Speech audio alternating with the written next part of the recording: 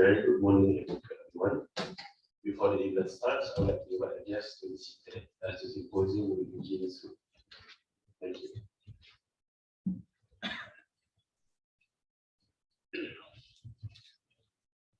Bismillahirrahmanirrahim. Greetings to Professor Dr. Zasmi bin Madlen, Dean for Kulliyyah of Economics and Management Sciences, IIUM. Professor Dr. Muhammad Aslam Hanif, Professor Department of Economics, Kulliyyah of Economics and Management Sciences, IIUM. Associate Professor Dr. Mustafa Umar Muhammad, Director, Center of Islamic Economics, Kulliyyah of Economics and Management Sciences, IIUM. Associate Professor Dr. Gafur Roziaf, Department of Economics, IIUM. Dr. Ahmad Zamri Asman, Department of Accounting, KENMS, IIUM. Our respected invited guests, Dr. Professor Dr. Muhammad Akram Bardin, Executive Director, Isra Research Management Center, Haji Ahmad Husni Dato' Abdul Rahman, Pengurus Unit Syariah dan Antarabangsa Pusat Pengurusan Zakat. Assalamualaikum warahmatullahi wabarakatuh, and a very good morning to all ladies and gentlemen in the hall. Welcome to this symposium on Zakat and its application in the contemporary economy. Praise to Allah subhanahu wa ta'ala, we have been graced by the chance to gather in this symposium.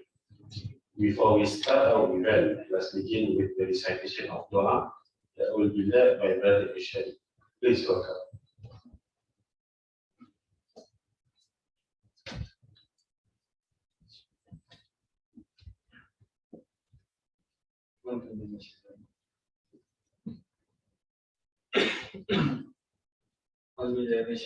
Bismillahirrahmanirrahim.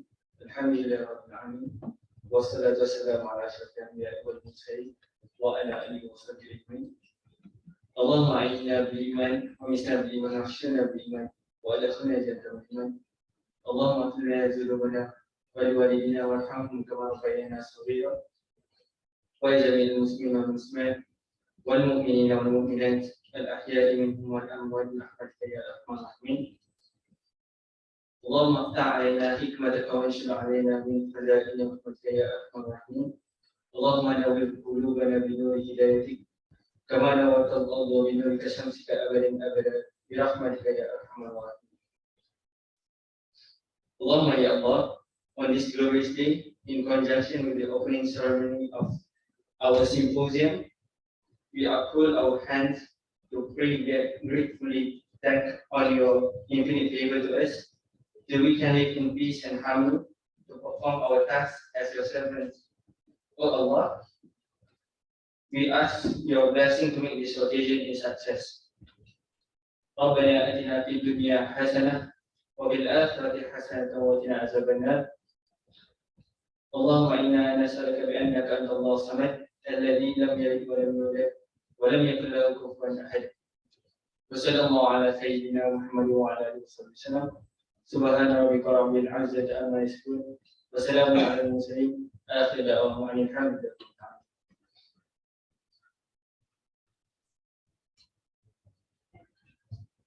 Amin, Amin, Ya Rabbal Alamin. Thank you, Brother Ishari, for the wonderful dua. There are significant social, economic, and environmental shifts going on almost everywhere in the world. Recent decades have shown extraordinary improvements in vast status, technological advancement, and the rise of emerging financial developments on all continents. Zakat institution can play an important role in complementing the government's poverty eradication effort, although its scope is for the poor and needy Muslim women.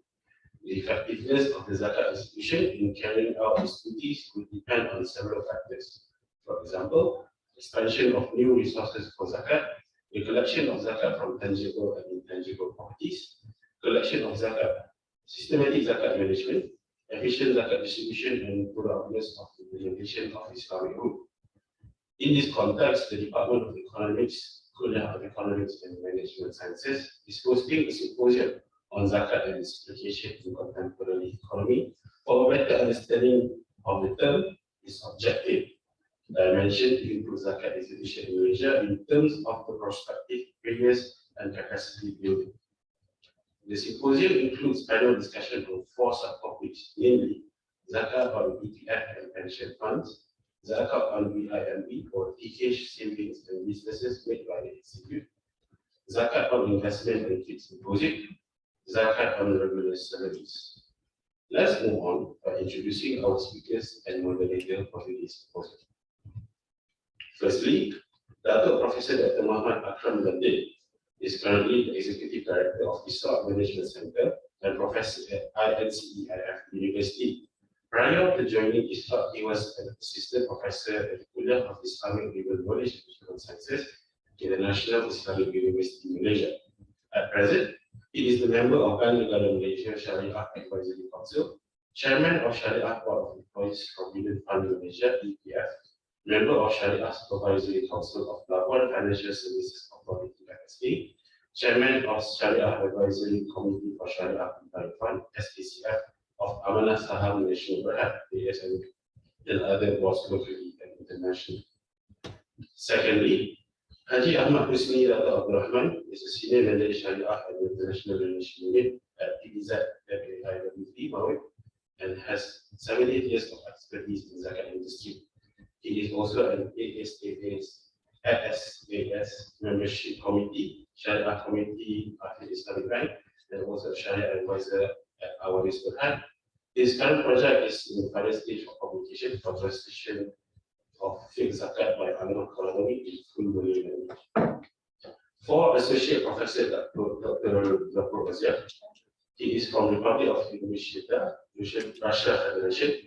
Currently, he is an Associate Professor in the Department of Economics, School of Economics in IIUM, of the university, teaching various undergraduate and master courses in Islamic banking and finance and Islamic economics. He has published books and several articles focused in ISI Council journals. Since 2015, he has been appointed as a member of Syariah Board of Experts at the National Rating Agency of Russia. Since 2015, he also has been an expert for Syariah Bureau of Bahrain. For Dr. Ahmad Zalwi Osman, Ahmad Zalwi is currently an assistant professor at the Department of Accounting, teaching both undergraduate and postgraduate levels. He is tasked to teach Zakat accounting and audit and assurance service at undergraduate level. While at the postgraduate level, he is involved as a course instructor for Islamic accounting and finance and Islamic worldview and accounting ethics. His research interests include Wakaf management, Zakat management, accountability, NGO studies, including qualitative research. And for Professor Dr. Muhammad Aslam Hanif, he is currently attached to the Department of Economics, International Islamic University in Malaysia. He has published various books and articles and conducted research in various areas of economics, development studies, and Islamic economics. His current research interests are in social economic impact, Wakaf, and Islamic economic and finance human capital development. He is also actively involved in numerous public and private executive training programs, specializing in Islamic economy and contemporary development issues. By introducing our speakers and moderator, I'm sure our participants are excited to hear our speakers talk on this topic extensively. Before that, let me invite Professor Dr. Gary Zazmi to give his welcoming speech. Please welcome.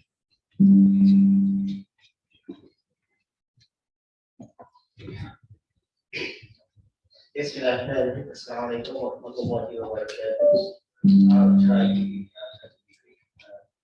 quick. Basically, as a Kulliyyah, we are welcome all panels and all participants that we have for the symposium on Zakat and applications in contemporary economy. We have participants on in Zoom, and we also have participants in Facebook and YouTube, YouTube and Facebook. Here I'd like to thank the panel that we have over here.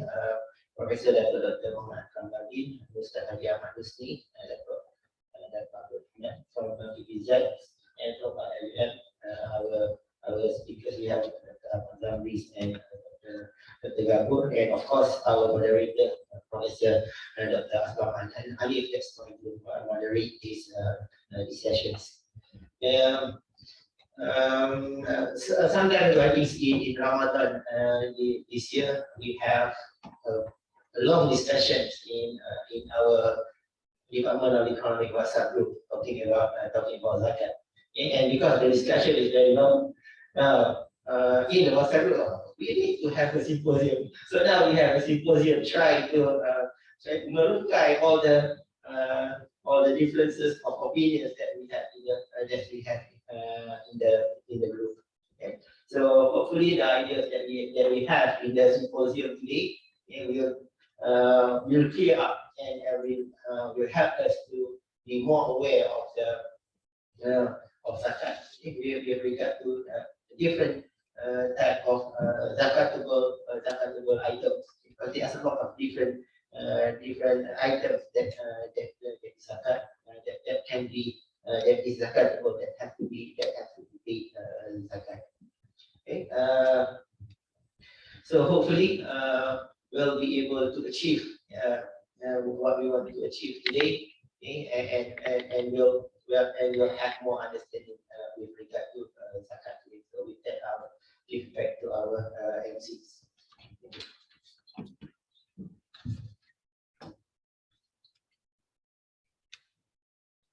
Thank you, Professor Garus, for the speech.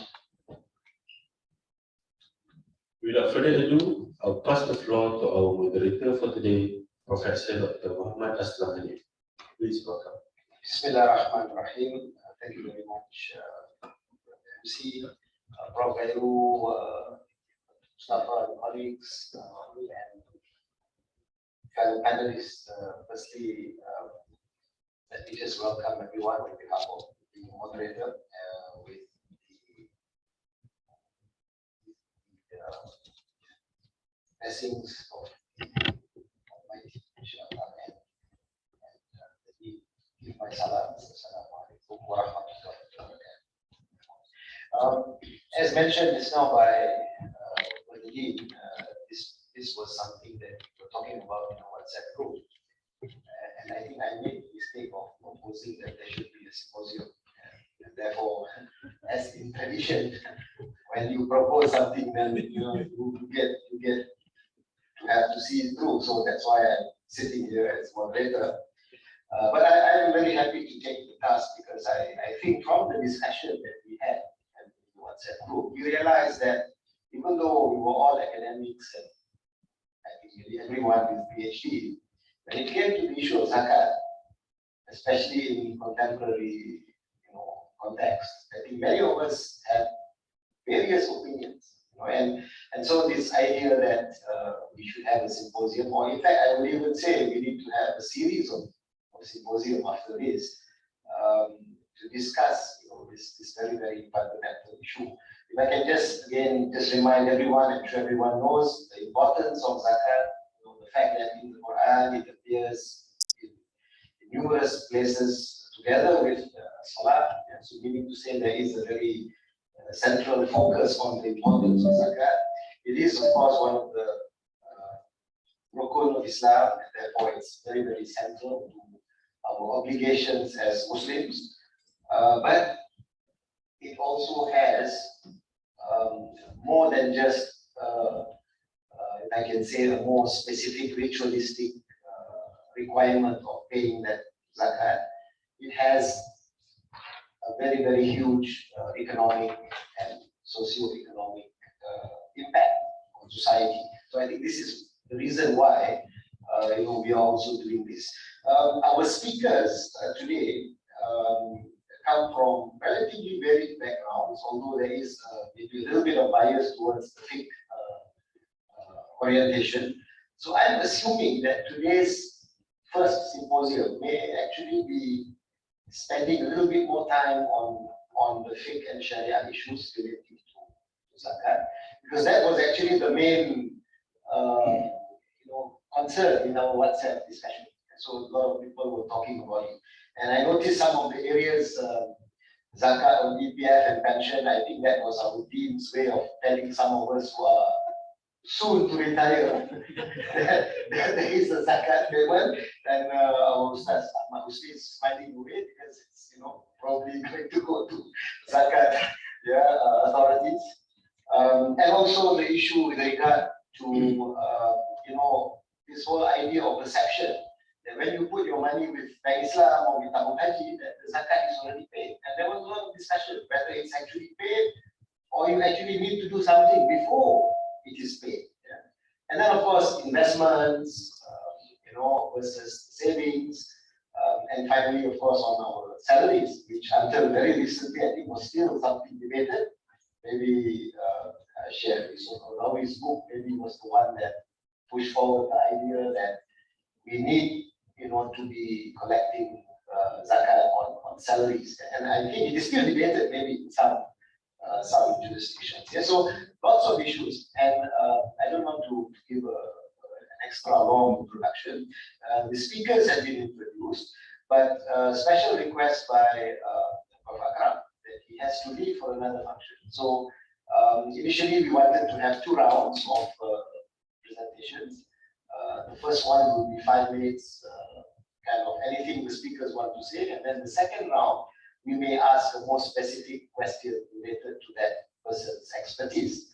But maybe in the case of Akram, we will maybe give him maybe 10-12 minutes to make his presentation, and then be open for some Q&A for him, and then we can continue with our other 3.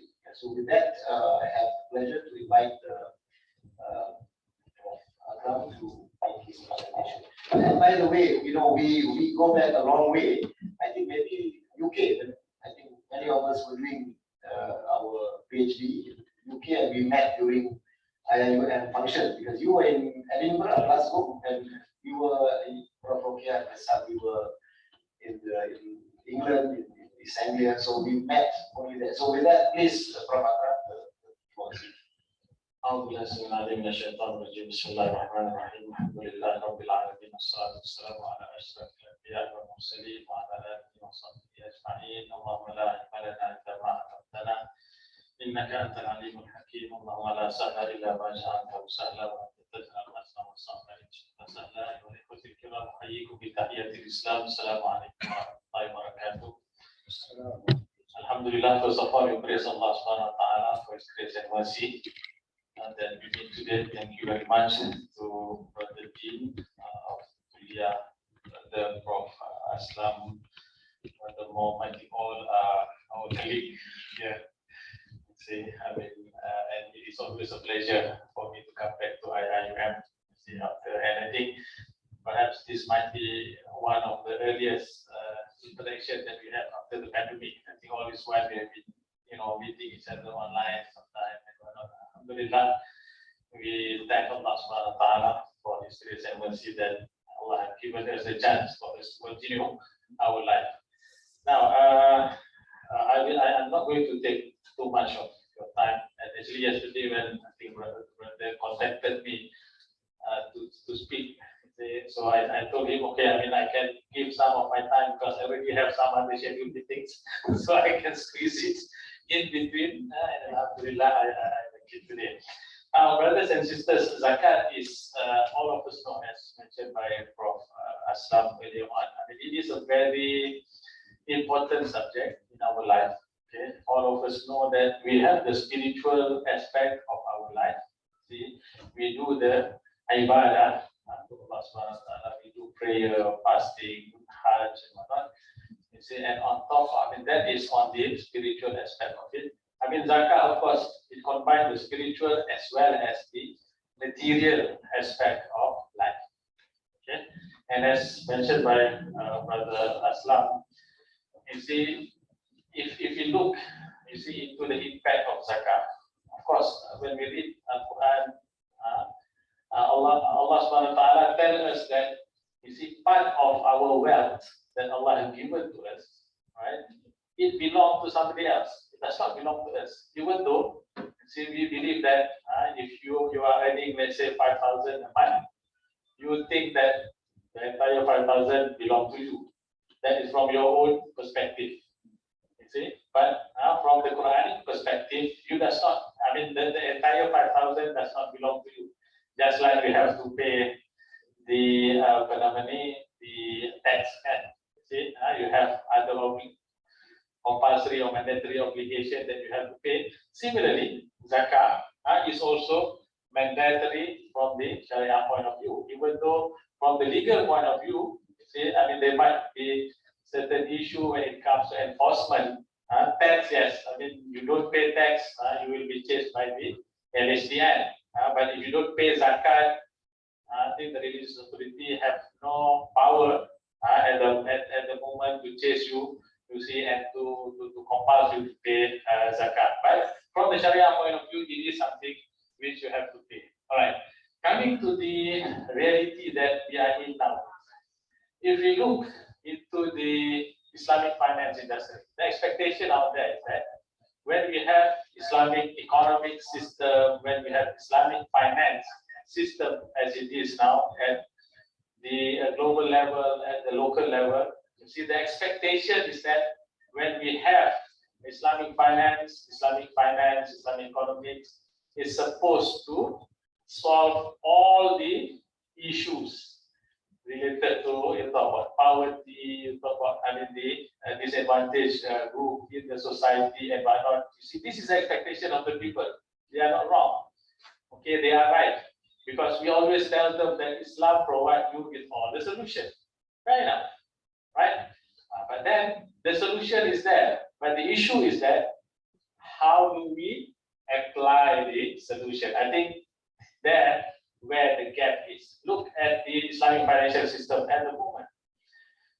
I mean, there is a, I would say, disconnection between Islamic financial system. We talk about the different products, banking product and whatnot, you see, but there is no real product, you see, that connects wakaf, zakat, sadaqah and whatnot, you see, with what we are doing. Whereas, I mean, all these are the safety net.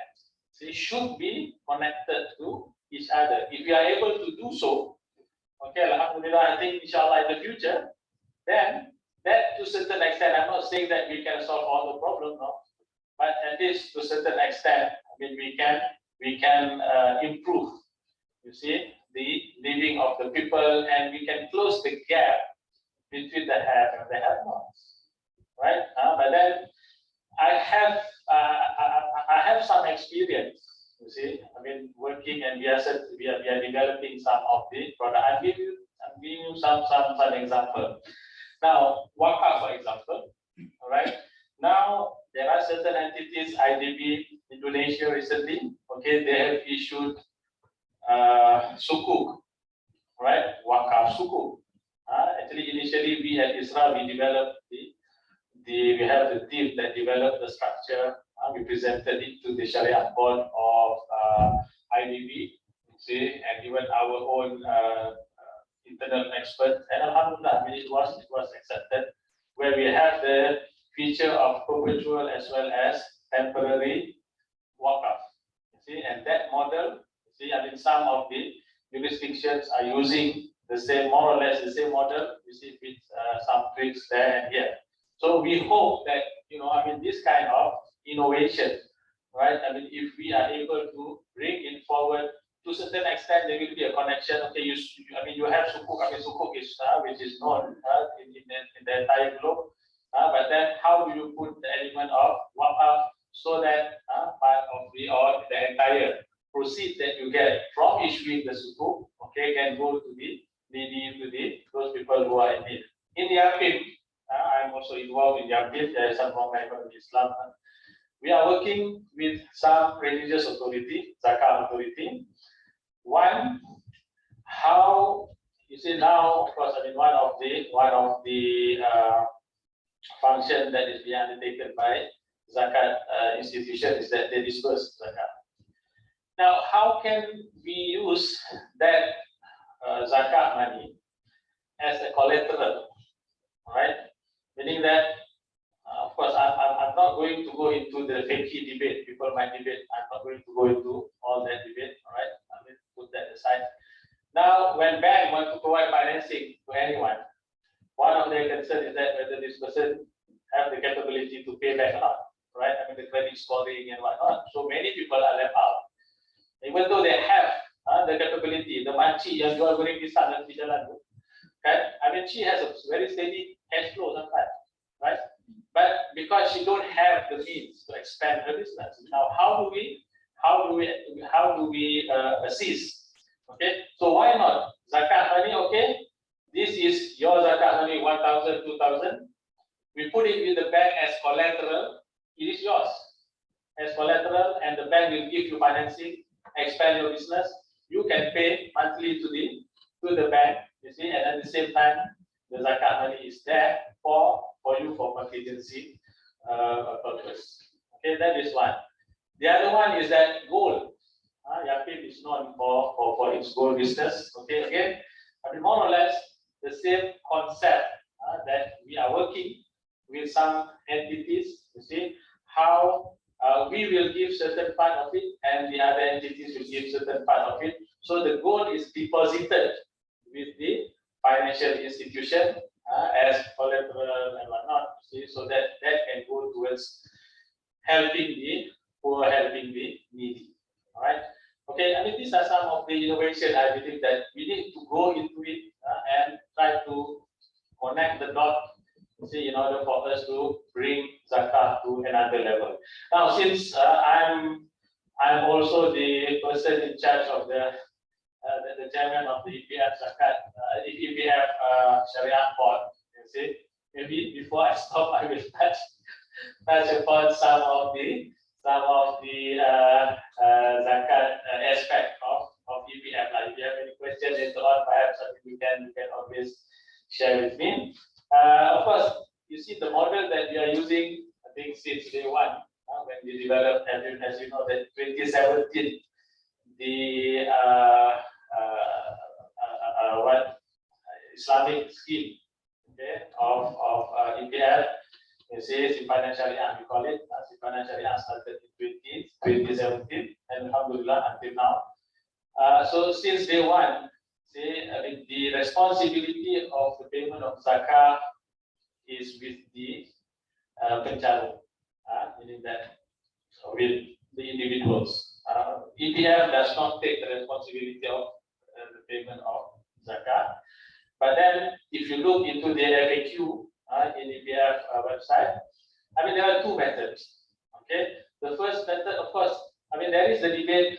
You see why the first method is that you pay zakat at the end when you have the full control of the money. Full control meaning that upon 55 years of your age, then you will have full control of the entire amount. Okay, you have when you are 50, you have control over a certain amount. Account one, right? So once that is due, okay, zakat is due on that particular amount. Meaning that when you are 50 years old, whatever amount is in your account satu, okay, you have full control of the amount, meaning that you can take out the amount at any time.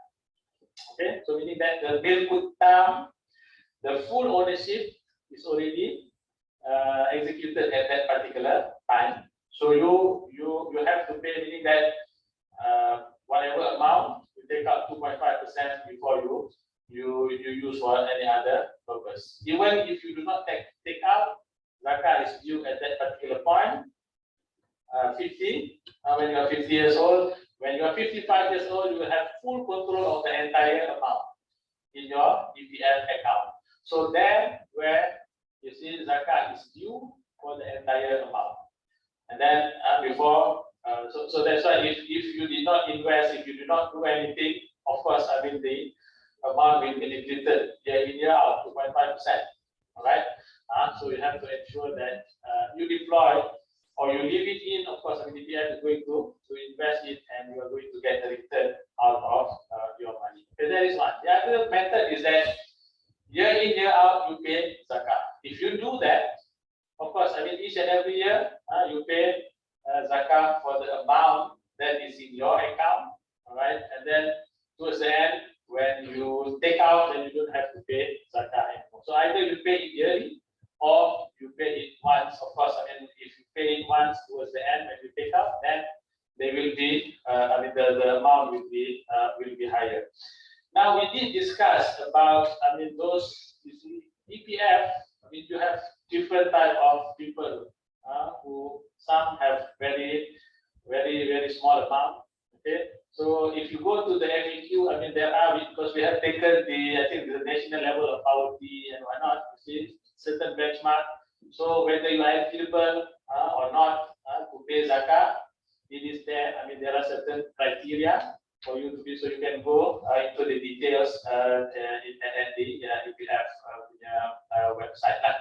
And those who are taking out their money for or withdrawal for basic needs, and for ownership, education, health, disability, and whatnot. So this, I mean, that amount is, it's not zakatable, meaning that you don't have to pay zakat for that particular amount. I mean, that, I think, in a nutshell, about EPF the zakat, if you have anything. Now, there have been called by some quarter that why not EPF emulate tabung haji? Because tabung haji, they take out the zakat for tijara, meaning that for the entire business. See, so once they take on from the entire business, that individual does not have to pay zakat on their own. So we are looking at that particular model, and very recently also we have a discussion with the chairman of EPF. So we are looking and exploring that particular option, so that people don't have to pay on their own, but we will pay. But that is still at a very initial level, I would say, stage, you see. So if that happens in the future, perhaps we will have a common kind of arrangement like what tabung haji is having. So I think I will stop there, Prof. Islam. See if there is any question, then I'll be happy to take up the question. Assalamualaikum. Waalaikumsalam. Thank you very much, Prof. Akram. I think in a nutshell, what I can see the two main focus of your presentation. Firstly was the need to look at the Islamic economy full picture. So I think we have to stop thinking of Islamic banking or Islamic finance as a separate area, devoid of any Islamic economic foundations. And then we need to also bring zakat, wakaf, maybe sadaqah, and other aspects also into the framework of an Islamic economy. I think that was at least what I got from your message. And I think this is wonderful, because one of the purpose of this symposium is to also hopefully develop some research areas that we can do together. So maybe Isra and us, with the assistance of we can work together on some areas to talk about this, looking at the big picture. The second focus that you gave was on specific issues of the uses of zakat. For example, you gave example of zakat used as collateral, how we could do that. And then of course you talked about the EPF. I'm sure quite a number of people would be interested on the EPF issue. You said 50, you said 55, but the system is also that if you don't do anything at 55, you don't have access to it until you retire at 60. Right? So then that would also be another thing to consider, right? And of course then the whole issue of comparison with tabung haji. I've also heard people say even tabung haji, they are paying the business zakat. But then when you get that money, it's now you are getting it. So there are people who feel that you still need to pay something. It's now coming to you as a form of savings, right? So a lot of debates, and maybe we need to do some discussion on this. So with these few comments, maybe I open to questions from the floor for Prof. Akram, because he will need to leave. So please.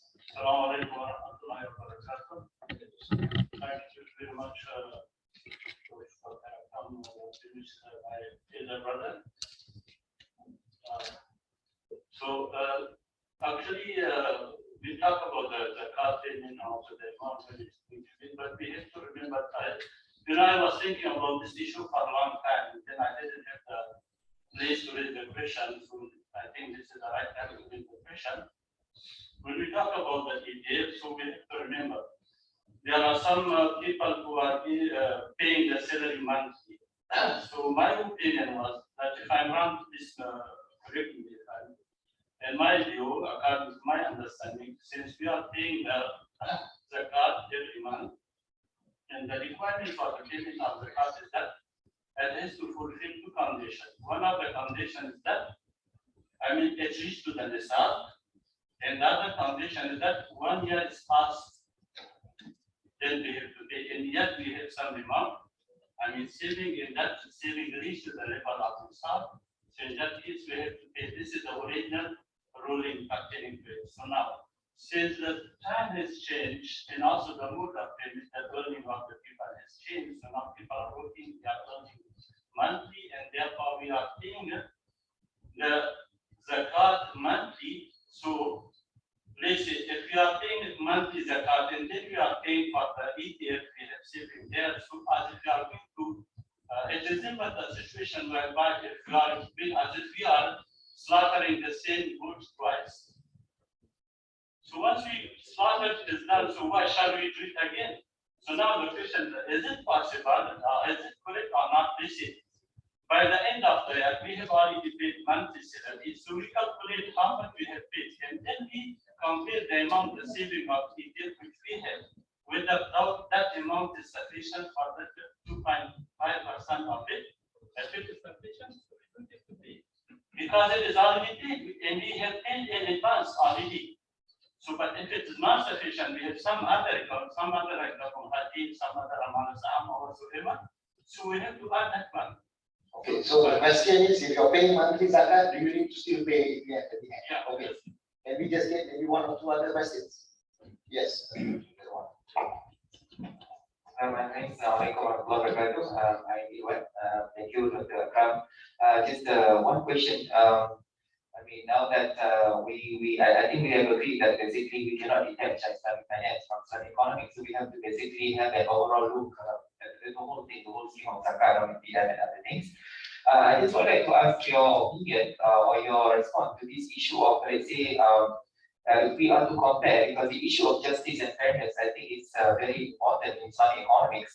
So if we are to compare those who receive ETF and those who are on the pension scheme, I mean, the pension scheme will be throughout, as long as the person is alive, he or she will be able to be entitled to get this monthly pension, for like forever. But with regard to those who receive ETF, I mean, basically, ideally, he or she need to divide or allocate that amount that he or she received after retirement for the remaining period of time, because he or she will depend on that amount to sustain his or her life. I mean, until they die.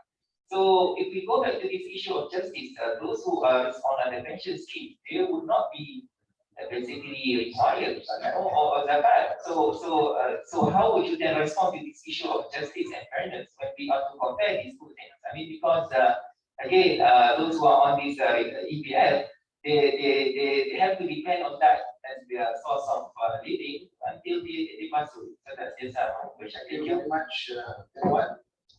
You on EPF scheme, like us in IIUM, we have to pay the zakat when you retire. Whereas those who are on pension, they don't have to pay, right? So I think the thing that is being raised here is, should there be some adjustment to what you actually pay zakat on? Maybe 20 years or 25 years of life, so you take it away from your EPF amount. That maybe is the implication.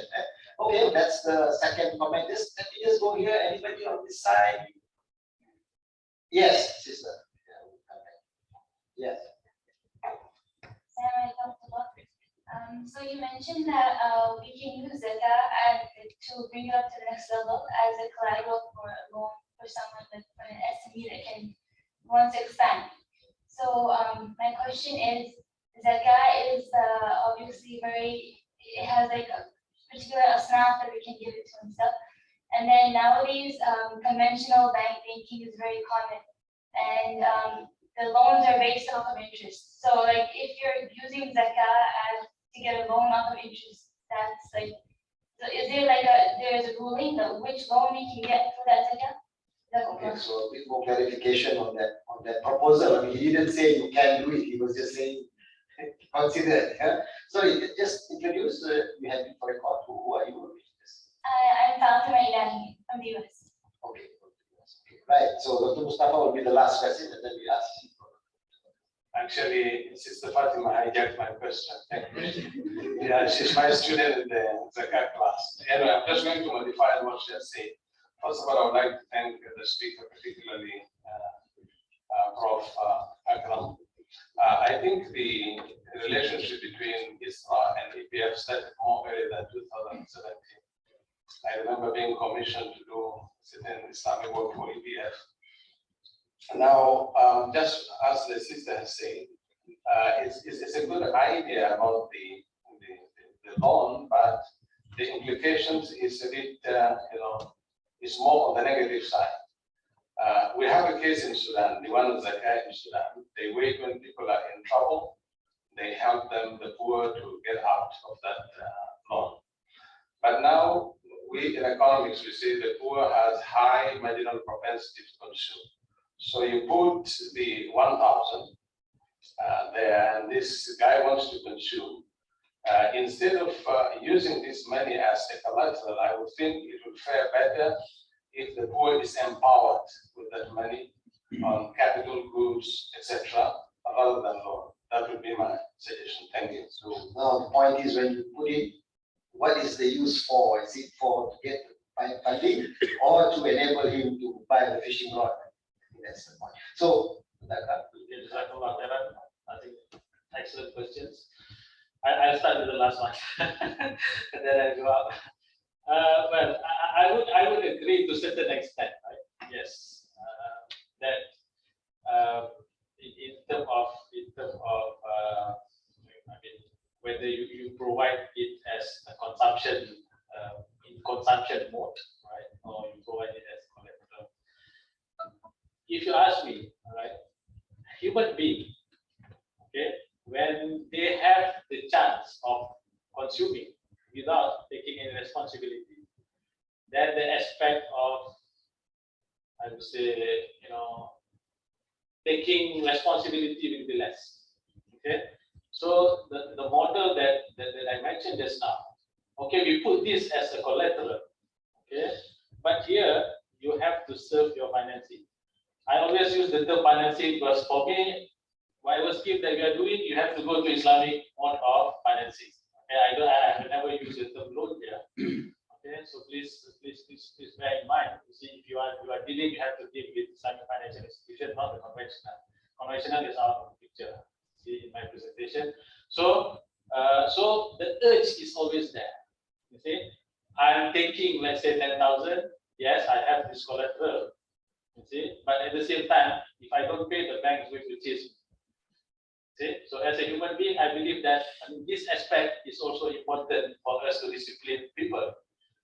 And also, of course, due diligence, no doubt about that. We have to have a very strict due diligence, meaning that even what we are talking now, you see, the scheme that we are developing at the now, you see, I emphasize to them, I want to see what is your due diligence process. I don't want you to just give to anyone. You see, and it will go astray. Those people who are not capable, of course, there might be other way for us to assist them through consumption mode. But in this case, of course, there are a lot of work involved.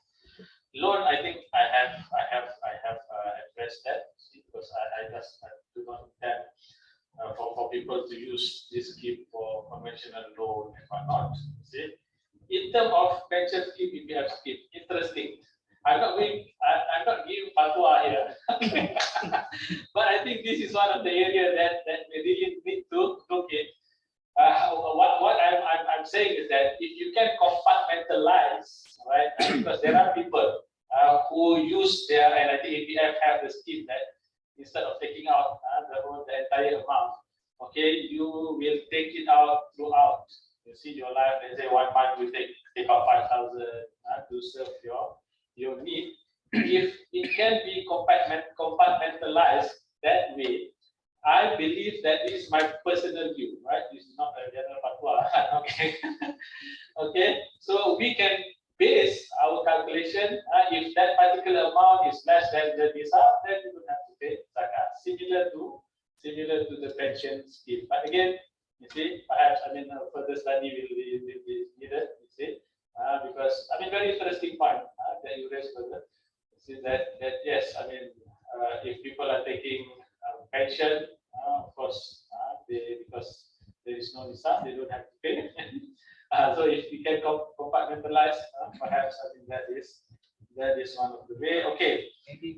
also because of the, I think, healthcare costs. Those who are on pension scheme, they will get better treatment when they go to public hospital. Those on, EPF, we have to pay more if we go to for treatment. That's why we always emphasize that those people who take out or use their money for basic needs and whatnot, that they don't have to pay zakat because they themselves are in need of the money. Otherwise, we will be depriving them, from utilizing their own right.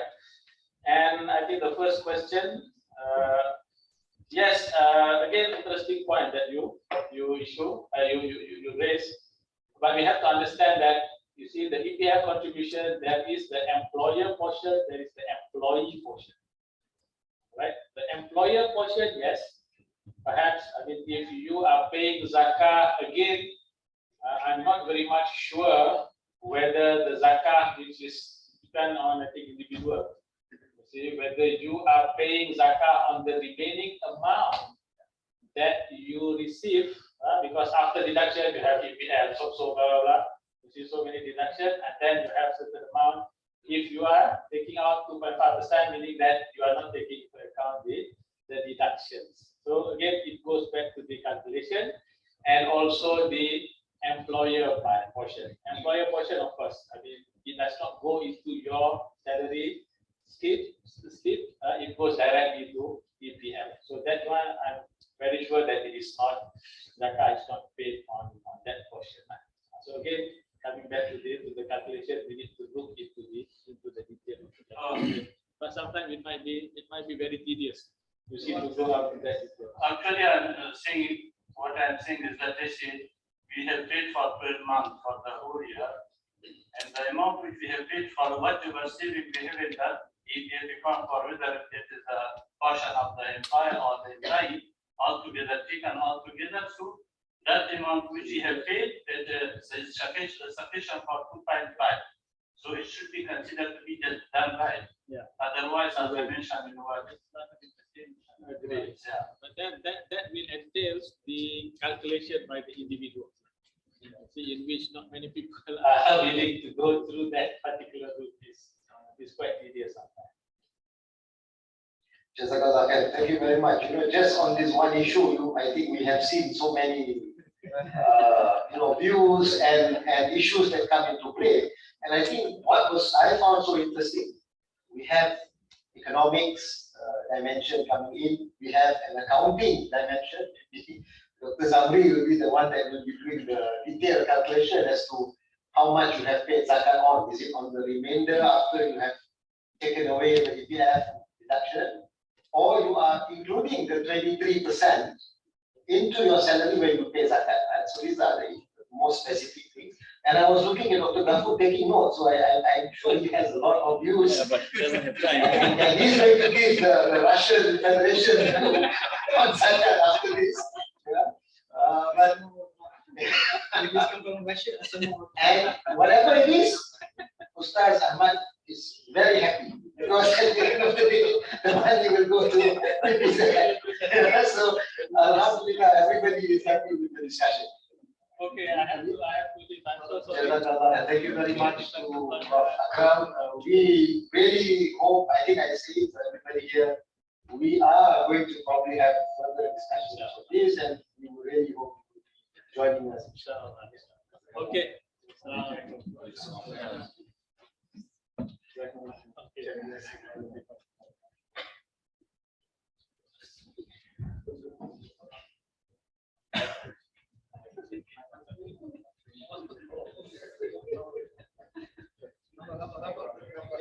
Oh, okay. Right.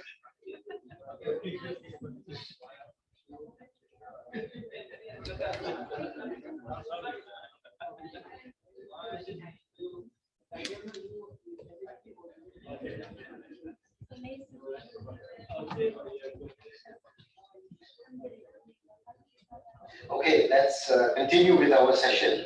I'm going to make a kind of maybe slight modification to the plan because of this change. I think if we had the 2 rounds, it may be a little bit disruptive. So I would just maybe like to ask the speakers in the order that is stated here. So the next would be our Muslim, based on what you have heard in the questions and in the presentation of Akram, plus your own views, maybe from a management and administrative point of view, being in the agency that collects zakat, and also, of course, maybe distribution.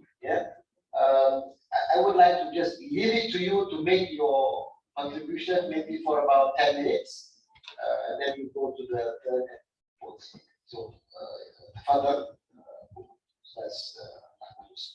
السلام عليكم ورحمة الله وبركاته.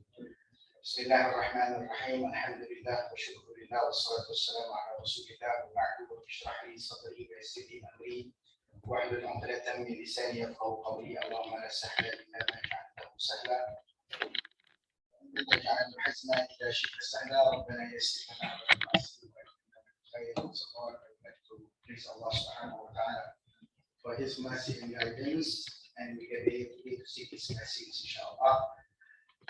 Thank you, beloved moderator, Professor Dr. Muhammad Asman Hanif. It should be me who moderate this symposium, because I feel very humble, very small, although I'm the largest in size amongst all. There are all these professors, Sifus, Mahagurus, and Master G. As for me, I'm here today as a student, presenting my Viva session, sharing my findings, and waiting to be examined. So, Allah please help me. Professor Dr. Zazmin Nabani, Dean KENMS of IIUM, Associate Professor Dr. Mustafa Muhammad, Director Center of Islamic Economics, distinguished and my beloved panelists, Professor Dr. Muhammad Akram, Associate Professor Dr. Gapur Rozier, Dr. Ahmad Zamri Usman, and my fellow brothers and sisters. Okay, first of all, I would like to put into your knowledge that under the wing of Federal Tertiary Zakat Administration, we do have different entity in the sense of collection and also distribution. Okay. As for the distribution, we have the Baitul Mal Committee and also the Distribution Committee, whereby under the Distribution Committee we have the Baitul Mal Division, and we have also the Baitul Mal's growth of account, and from there the 8 or the Asnaf, all the 8 Asnaf recipients will receive their whether they are monthly zakat or yearly zakat or whatever zakat they can get. Okay, that is basically the distribution part. As for the collection part of the zakat, we have the designated company created by the Federal Tertiary Zakat Administration, whereby under the name of Harta Suci Sembilan Mahat, and operates officially as Pusat Pengurutan Zakat Majlis Agama Islam Wilayah Persekutuan. Okay, behind that we have the vehicle or the company that is Harta Suci Sembilan Mahat, being audited internally, externally, and also being audited by the General Audit, and being audited by the Religious Council, the National Audit, and also being monitored by the Fatwa Council, because we have the Mufti of Wilayah Persekutuan in our board members. So anything that relating to Sharia governance and also compliance will be presented to the Fatwa. Okay. Therefore, we have the Zakat Collection Center, or PTZ, initially meaning Pusat Pengurutan Zakat or PSK Zakat. Okay. Okay. When we're talking about zakat and economy, I would like to maybe give an example, because when we are talking about the economy, we have the surplus unit and also we have the deficit unit. Okay, correct me if I'm mistaken, if I'm wrong. So the surplus unit is basically Muzaki. Okay, we are collecting zakat from the Muzaki, the surplus unit. And the deficit units is basically the asnaf or the 8 recipients of zakat. And we have the authority who collects and also distribute and also control in the sense of managing the money, doing the accounting, doing the most intriguing part of having the collection and also auditing and whatnot, to ensure that the zakat money being utilized wisely and being delivered to the asnaf according to, if you want to know about the scheme, we have nearly 30 schemes deliberated from the paid asnaf, 30 particular schemes for us to ensure that the recipient will receive the zakat accordingly, inshallah. Okay. Surprisingly, this is for our brief knowledge. Surprisingly, the zakat collection during the pandemic years reached its all-time high in 2021. Okay, the collection increasing tremendously because we are expecting the downturn of zakat actually during the pandemic. But alhamdulillah, with the grace of Allah subhanahu wa ta'ala, people are paying more and more. Okay, alhamdulillah, that is the magnificent. I don't know, maybe the hidayah from Allah subhanahu wa ta'ala is to be included in the equation. Bring out the hidayah equation, we will have nothing. Okay, we really have nothing. Okay, the real challenge for me, this is my point of view to start. Okay, the real challenge is how to synchronize between the fiqhi views. We have all the fiqh mind over here, all the sharia mind, to synchronize between the fiqh minds, the fiqhi views, and to put it into practice. That is the most intriguing challenge that we have faced. The continuity and the relativity of the fatwa itself, and so on. As we discussed before, based on the questions and also the presentation by Prof. Akram before, zakat, we do present to the fatwa zakat as microfinancing, but I remember having vividly remember having a challenging debate between me and also the members of the fatwa council who am I to debate that. But there's a lot of merely I would like to say they are trapped with with the classical view and also with the classical method of jurisdiction, zakat jurisdiction. So it is quite a hard and quite a challenging matter for us facing nowadays, that we are moving towards the new ideas of collecting zakat and also the new ideas of implementing zakat and the new ideas of utilizing the zakat money. We are not we are not relying more on the usage part, the utilization part of the zakat, merely giving the zakat directly to the recipients, and the recipients just spend it and that's it. There's no gain, there's no whatsoever. Zakat is also not also as microfinancing, zakat macro takaful, for instance. Okay, move forward, zakat as collateral. That is one of the ideas that we have actually in the zakat authority. But yeah, when we talk about fatwa and whatnot, that is the challenge that we have. Therefore, I welcome for any comments, suggestion, and also discussion for the betterment of the zakat industry. As for the topic zakat, the current practice, zakat on EPF and pension funds, I would like to thank Dr. Akram because he basically covered most of the on zakat on EPF and pension funds. Zakat is to be paid immediately 2.5% after withdrawal. This is our current practice. Upon the withdrawal, they have to pay zakat. Every individual, whether they can come to our counter or they can pay zakat online, they have to pay immediately after withdrawal 2.5%. This is regarding the zakat EPF from the fiqh view. I would like, actually I'm focusing on the practitioner's view, but from the fiqh view, we treat the zakat on EPF and also pension funds as zakat malul dimar, where the wealth that owner is restricted from using it or obtaining it in that they have the limited possession of the money. So when it is when we have the full ownership of the money, we have to immediately pay the zakat.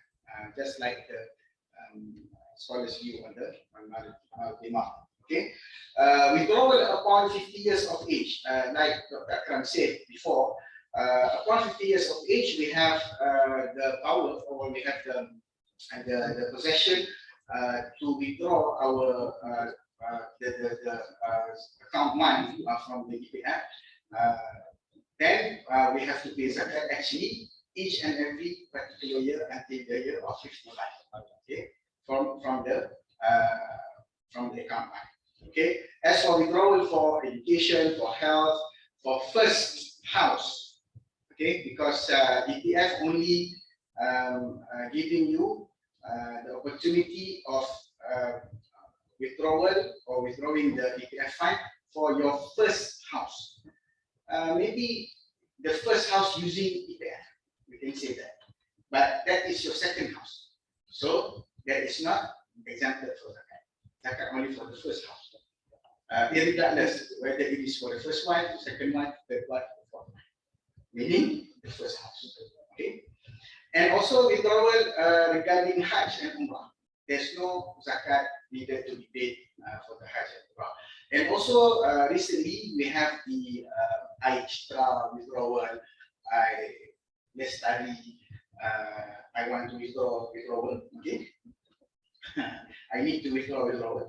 For those who are in need, there's no zakat applied. No zakat is applied. But for those who are basically okay for the sake of withdrawal, we can withdraw. So we withdraw, but they have no need actually for the money. No intention for the money, just for the sake of withdrawing, and they withdraw the money and put into other means, put into savings, put into investments, and whatnot. So that particular withdrawal is subject to zakat.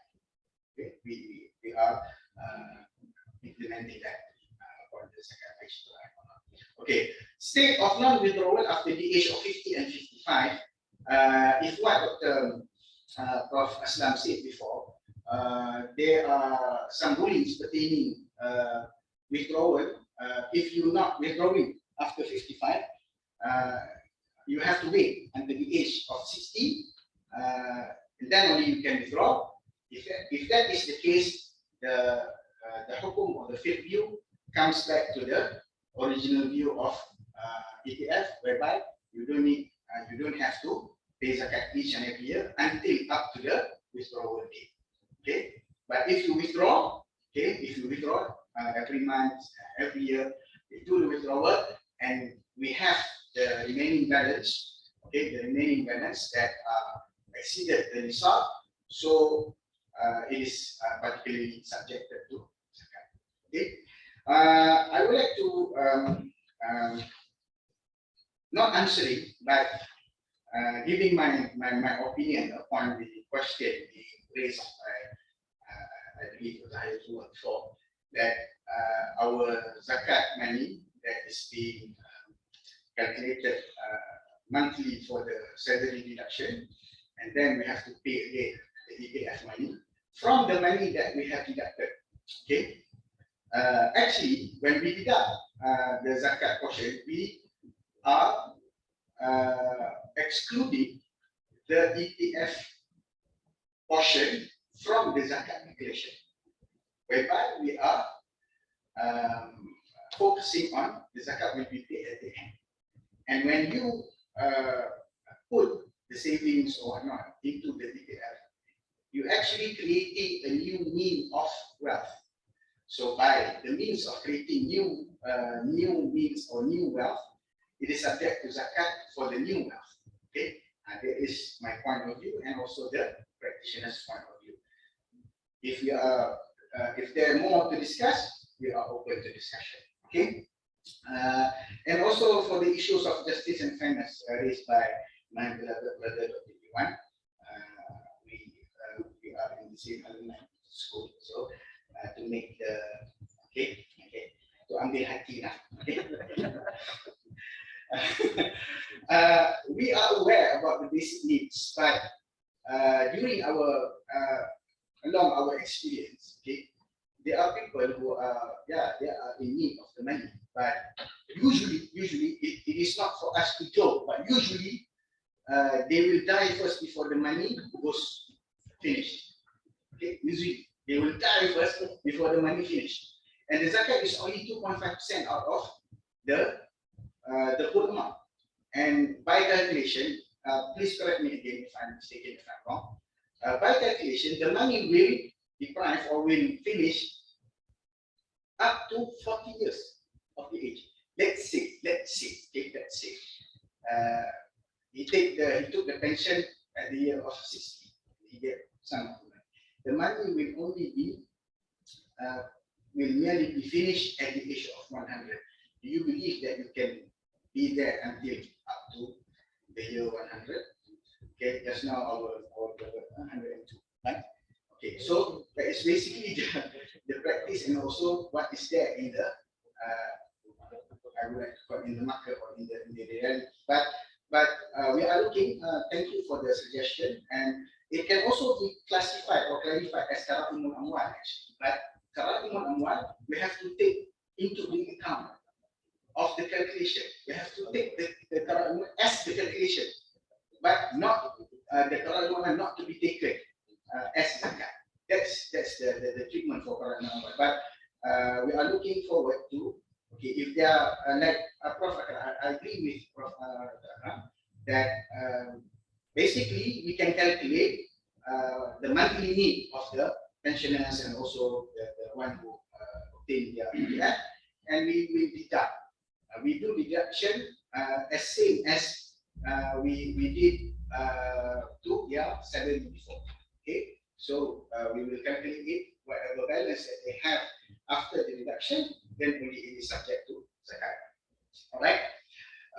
Zakat on BIMB and tabung haji. Okay. For the sake of BIMB, already haven't have the blanket approval from Ustaz Nazuchi to present this data to you. Zakat is only being paid for the shareholders' fund and also from the business activities. It's not being paid for the depositors' fund. The depositors pay their own zakat, but with IMB or Bank Islam, they have their special zakat deduction program whereby they can, with the consent from the depositors, they can pay the zakat on behalf of the depositors, and the official receipt will be issued. Yes, I just one more slide. Okay, 2 minutes is more than enough. Okay, thank you, Prof. Okay. As for the tabung haji is a long debate between tabung haji and zakat, and it was actually my master's thesis before, but I cannot get the data from the tabung haji, hence I have no master's yet. Okay. So the zakat being paid is practically a personal vendetta for me. Okay. Me and tabung haji. But we be friends with everybody, so no offense taken. Okay. Zakat being paid on the business part. As for the depositors fund, there is still a lot of debate going on and also discussion relating that particular issue. Because if they say that they are paying for the depositors, the depositors funds reaching nearly RM80 billion. RM80 billion, the zakat is practically, roughly, if you calculate directly, is 2 billion. But the tabung haji paid only 64 million. It's a huge difference. And I will leave the calculation to the accountants. Okay, so, right. Zakat on investments and term deposit is not it's not it should be used as term deposit in Islamic. Okay. Zakat 2.5% on the whole amount, principal plus profit, minus any cost if available. In investment, you have for example, you buy shares, you have the buying cost and also the selling cost. So you have to deduct the cost first, and then after that you get the amount, the total amount, and we have to calculate 2.5% out of that. Okay. As for the Wilayah Persekutuan Kuala Lumpur, we calculate it based on the end balance or the current value of the investment. Alright. Whereby the zakat on salary is 2.5% on the salary. We can calculate it without the deduction for those who have the big amount on tax. They want to leverage the amount, so they do it without deduction. And we have the calculation that incorporate the deduction before we pay zakat. And we also have the monthly deduction scheme for those who are working, whether in corporate or in government level. We have the monthly deduction scheme for them to participate and to ease their zakat payment. And that's all from me. Inshallah, we will look forward to any discussions. Assalamu alaikum. Alaikum salam. Jazakallah khair. Thank you very much, Mr. Ahmad Husni. Wonderful, I think, giving us a lot of insights into the practical issues. And I think what you said is very important. Whatever we discuss in the academic circles, at the end of the day, when you put it into practice, there are so many additional complexities that come into the picture, which sometimes we are not thinking of, or we don't think about it. And so this is very important. And if I can also connect your overall picture, you are actually talking about the importance of ijtihad. Right? And ijtihad in the context of Islam, reforms, and renewal. And who will be involved in this process? I think this is again going back to our idea of collaboration between different stakeholders, right? And it's wonderful that you have commented on most of the issues that we listed out.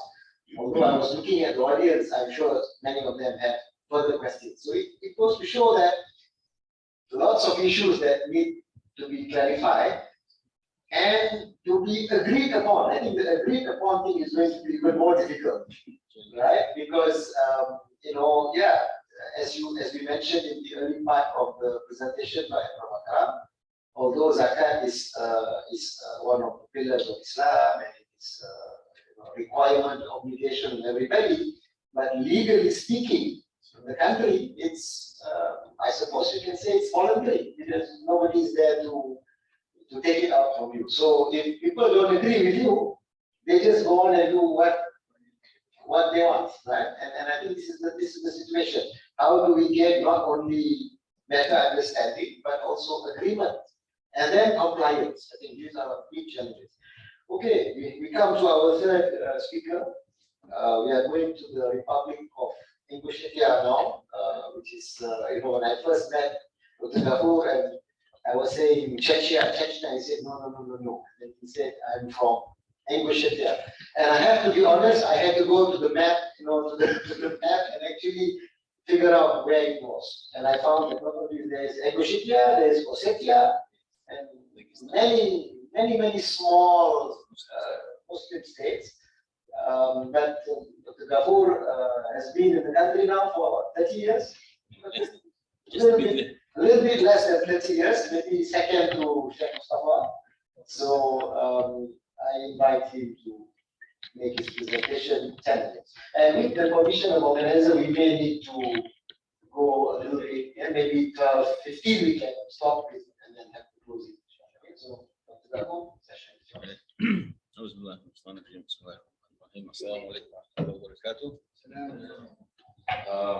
Thank you very much, Professor. As we agreed upon earlier, it's going to be, inshallah, free discussions and throwing the points that might be disturbing many of us from a faith perspective, from a legal perspective, and certain issues remain quite unclear to many of us, even though we have been practicing them, using them. We take point number one, the so-called zakat that we pay from ourselves. So this issue, I remember some time ago when I raised it, I said, when you look at this from pure Sharia perspective, there is no way to count it as the zakat. Zakat is understood from text of Sharia, Quran and Sunnah, and the way it is practiced and the way it's calculated. So as we know, our zakat is tax exempted, and you can pay either this or that. And what is interesting, the way zakat is calculated is exactly one-to-one similar to the way tax calculated. So it's like, just example, 8,000 for working staff, and this for spouse 3,000, 1,000 for each child, and then after that you calculate. I mean, these figures, this formula, the one that is used for tax, we understand it's coming from government, considering certain, taking into consideration certain issues and whatever it is. But from Sharia perspective, to count it as zakat, that is something that up to now I cannot understand it, how to interpret it. I mean, there is given the secondary opinion, or very marjuh, very much marginalized opinion of fiqh scholars to justify, to call it zakat, so that you go back to your, when you see that the zakat is deducted from your salary, and say, alhamdulillah, I paid zakat. In what way? So the only way to consider it, I mean, I know it's a bit challenging. I know that. I know very much. I'm aware of it. That immediately it can be said against me that that it has been institutionalized for a long time. Yes, I know that. But I'm here to raise the issue from Sharia perspective. Okay? We're not going to change whatever it is, but we have right to think, and we have obligation to express our opinion, especially something related to Sharia. Now, otherwise, it's not worth studying Sharia if you don't express your opinion as it's supposed to be. Now, zakat, when it's calculated and is given, the amount, only because you count it as 2.5%, but the formula that is used, as I mentioned, 8,000, 9,000, 1,000, and so on. This is one issue that we have. The other issue, it is agreed upon by ulama. I mean, except if you refer to contemporary scholars saying that if you continue consuming salary, you will never pay zakat and so on. But that's the Sharia law. That's the Sharia law. Any income that you have, al-mal al-mustafad, it is called, al-mustafad, anything that it comes to you all of a sudden as a gift or salary, the earnings that you have, you don't have to pay zakat on that unless you have al-hawl, one lunar year, and which is accumulated there, be it invested or just simply sitting there on your saving account, and it reaches, first of all, nisab 85 grams of pure gold, 999 title. I'm going to tell you about these stories after this, inshallah, how we calculate the carats and the titles. And then you have to pay by here. I just give one example. Sheikh Mustafa, myself, were foreigners here. Okay? We just take the practical example. We don't own any house. Sometimes even the car is rented. Okay, you pay a lot of money for the tuition fees. Okay, and then you pay zakat.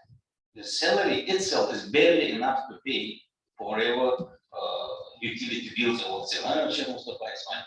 Alhamdulillah, we are happy for what this Allah gives us. But don't call it that zakat, which is mentioned in the Quran. Forget about this. But rather than paying PCP and it goes to the government, from where it may go back to halal, non-halal industry, this and that. Okay, because this country has halal and non-halal, wherever the industries might be there. Rather than going there, I would and what I do, a huge portion of it I give to zakat to help our students. But I know in my heart, and 100% sure here, there is not that zakat what is mentioned in the Quran as one of the pillars of zakat. Because the way it's calculated, so okay, I don't want to stop here.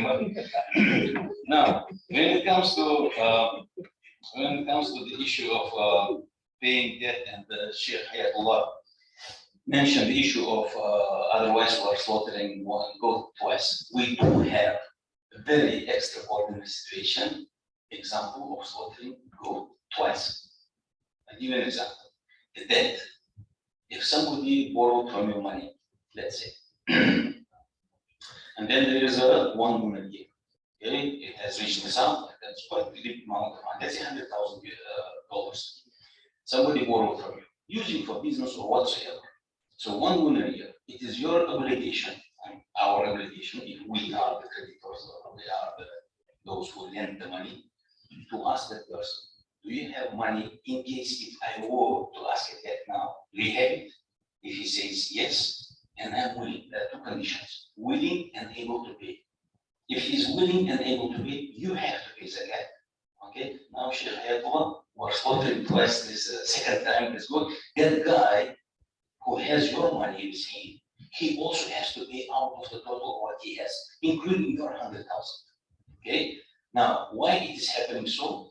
Because if it was that much important for you, or if you were in need of that money, you would have asked it back and you would pay zakat, that wouldn't have to pay. So once you're keeping it, it means you're flexible. It means you have no issue with that. So it's up to you whether to keep that money with him or with yourself. So you keep it, and that guy is also not feeling it as a debt. It has to be returned minute by minute, you know, because Prophet also encouraged us to return the that's a very authentic hadith.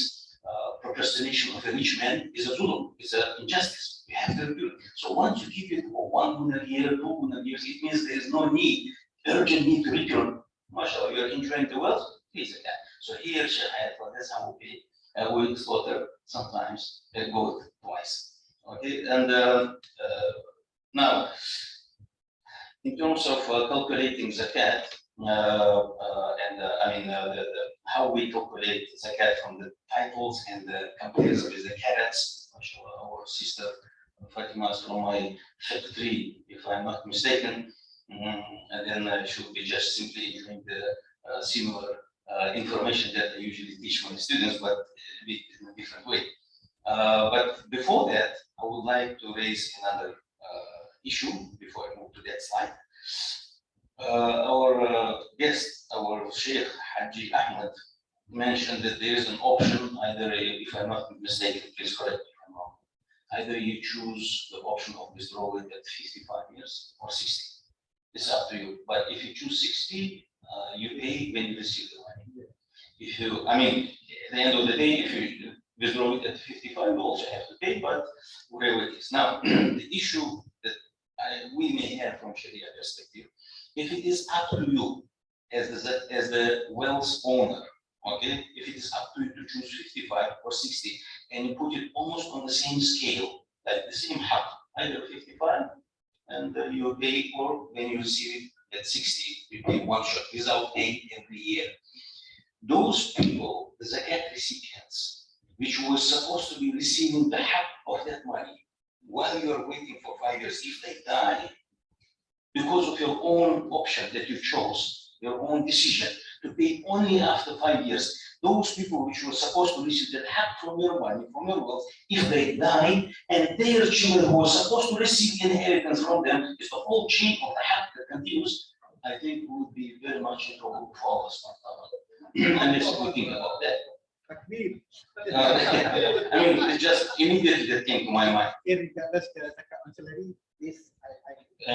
Okay. So, taking too much time, as if giving football wouldn't be that much time. So I would like to have my slide, Sheikh Aslam, if you don't mind. I would like to share with you, hopefully the slide will be coming, to share with you something that many people are not aware of this. And my students, of course, they have knowledge, mashallah. And how we compare, many of us, we know the gold, for example, in this country, the famous one is title 916, especially ladies or sisters, 916. In my country, since 20 years, I believe, only 999 is recognized. Okay. Before that, I remember my parents' time, 583, very reddish color and so on. Okay. So yes, everyone knows that the lower number, less pure, it is correct to say. But how is exactly calculated?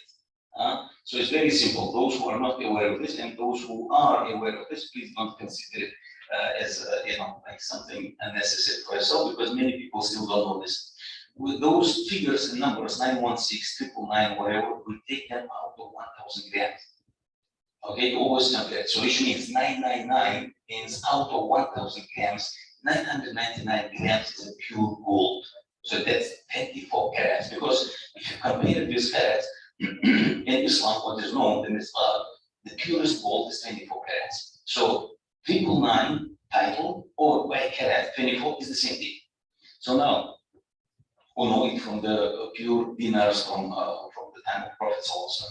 Now, and by the way, something that we call Islamic dinar, it has no basis in reality. Yeah. Dinars and dirhams were coming from Roman Empire and Persian empires. Anyway, later on they were only minted later on by our periods. Now, what else again? So how to find out? This is just one formula for you. How to find out if you know the gold that you have is carats, you know, by carats. So you know that this gold, the one that I have, whatever, I mean, they man cannot haram, is 22 carats. How will you calculate? How would you know what is the title for that? 1,000 grams divided by 24, because 24 is the maximum, is the purest one that we should have. I mean, should be there basically. You times it by 22. That's what you have. Then you find out actually what's the title of the gold that you have.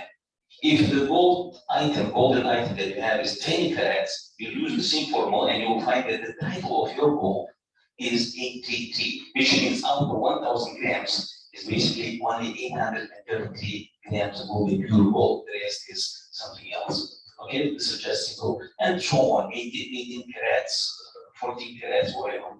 Now, when you talk about nisab, we know that 85 grams is something that we take as a basis as nisab. And I'm sure many of us also don't know why exactly 85 grams and where is it coming from? Is it text of Sharia, Quran, Hadith? No. We know that from Hadith that it's 20 dinars that is counted as zakatable, as they say, a zakat obligated amount. And we know that in that each dinar, the pure dinar, not the maghshush, not the fake one, the real one, it had 4.25 grams of pure gold.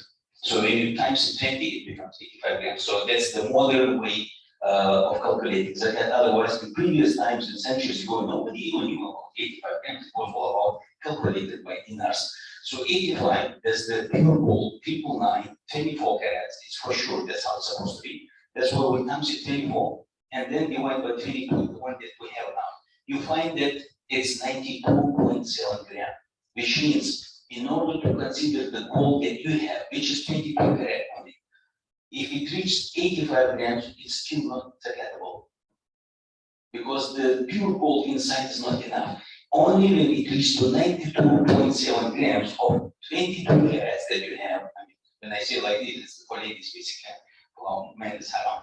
Then only it is zakatable, you have to pay 2.5%, and so on. 85 times 24, and by 20 carats, it must reach 102 grams in order to consider it as zakatable, and so on.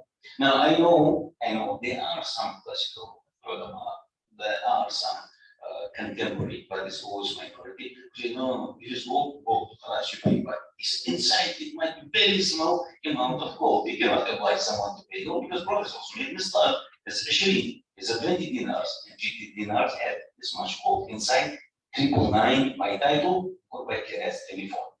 Okay, and just example. Do I have 1 more minute? When it comes to calculation, for example, you know how many grams you have, and you know what is the carat, but how many grams, in terms of grams, I have to pay zakat. Okay, I cannot cut, the sister says, I cannot cut part of my ring or the necklace, whatever. How should I pay? At least I need to know how many grams so that I convert it into ringgits and then I pay it in money, which is also possible. So 425 grams, just an example, of 22 carats. Again, you use the formula 85 times 24 and 22. You find this is the result, 92. Now you have this amount of 425 grams.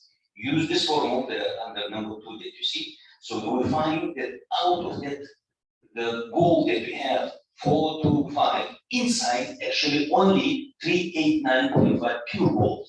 So 2.5% out of that would be 9.7 grams. You turn into ringgits and you pay zakat. I mean, this is just one way to show you how we calculate. I hope I didn't take too much time and somehow was beneficial for everyone. Jazakallah khair. Thank you very much. Two points from Dr. Ghafoor's presentation. One is the issue of calculating the legitimate expenditures from your salaries in order for you to pay zakat. The question is, it seems to be very much like a tax deduction, but in actuality, what you may be spending for legitimate family expenses may be more, or could even be less. It depends on. And the second point, of course, was this thing about how to calculate using the goal that we have. Do I understand you correctly that we have actually maybe been paying more zakat than we should be in Malaysia? Because we consider it to be, 24 carat, and actually it's 22. Is that right? So, Ustaz Ahmad Musli, we may be needing you all to give us back the 21 zakat. I think that's not necessary. We are calculating it on the average basis. So the average basis really is in the half. Okay, so never mind. We leave it. No, this is interesting point. I mean, I never realized this. So actually, we have been for to getting Talking about this debit credit, we come to the accountant, right? Our fourth speaker at the beginning is Dr. Zamri, who is with us in the accounting department. And he has been doing quite a bit of work on the reporting of zakat institutions and the auditing process, and I'm assuming also in calculation. So, he probably goes into the fine details of what needs to be paid and how much, etc. And also on the governance system that maybe is there in the agencies. And therefore, I invite Dr. Ghazali 10 minutes to make your presentation. Then we can open up for some Q&A.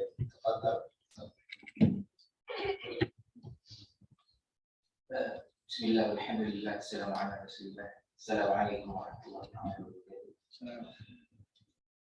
Alhamdulillah, there is no ilm or rest until and unless Allah gives us the ilm, allow us to get it.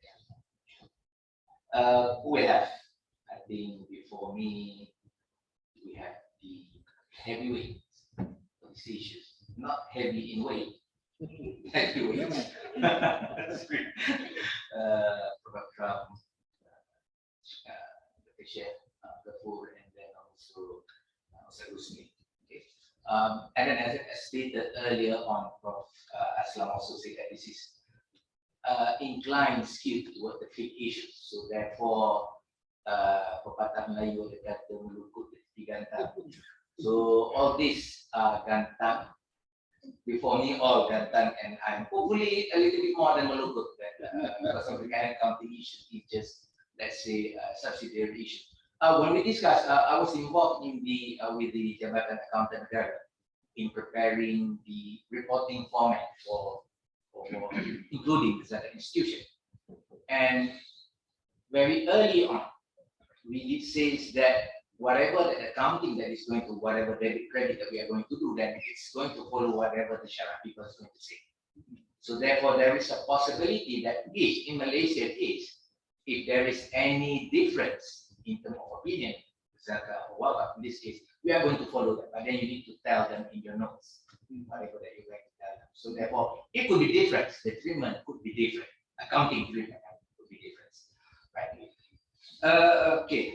Having said that, as I said, I'm trained as an accountant. Okay. Accounting is basically an organizational study. Economics probably the development of a country, whereas accounting is the development of an organization. Okay. So therefore, we took that in Zakat case. So we are studying Zakat institution as an organization. Zakat, as we know, Hadith also said that we see Zakat's own richness. So if we would like to assess the zakatability of a corporation, accounting tool, accounting technology is used, can be used in this case. So therefore, perhaps for those uninitiated, you would like to calculate zakat for business entity, you can use, quote unquote, the conventional financial statement, which is a balance sheet. which is the income statement. Itu bahasa orang tua, balance sheet income statement. Bila budak baru dia tak faham, which is now we call that statement of financial position, panjang. Okay, soft P, or statement of profit and loss. We call income statement, so that for them is SOPL. Okay, so those are the two main financial statements that we can make use of.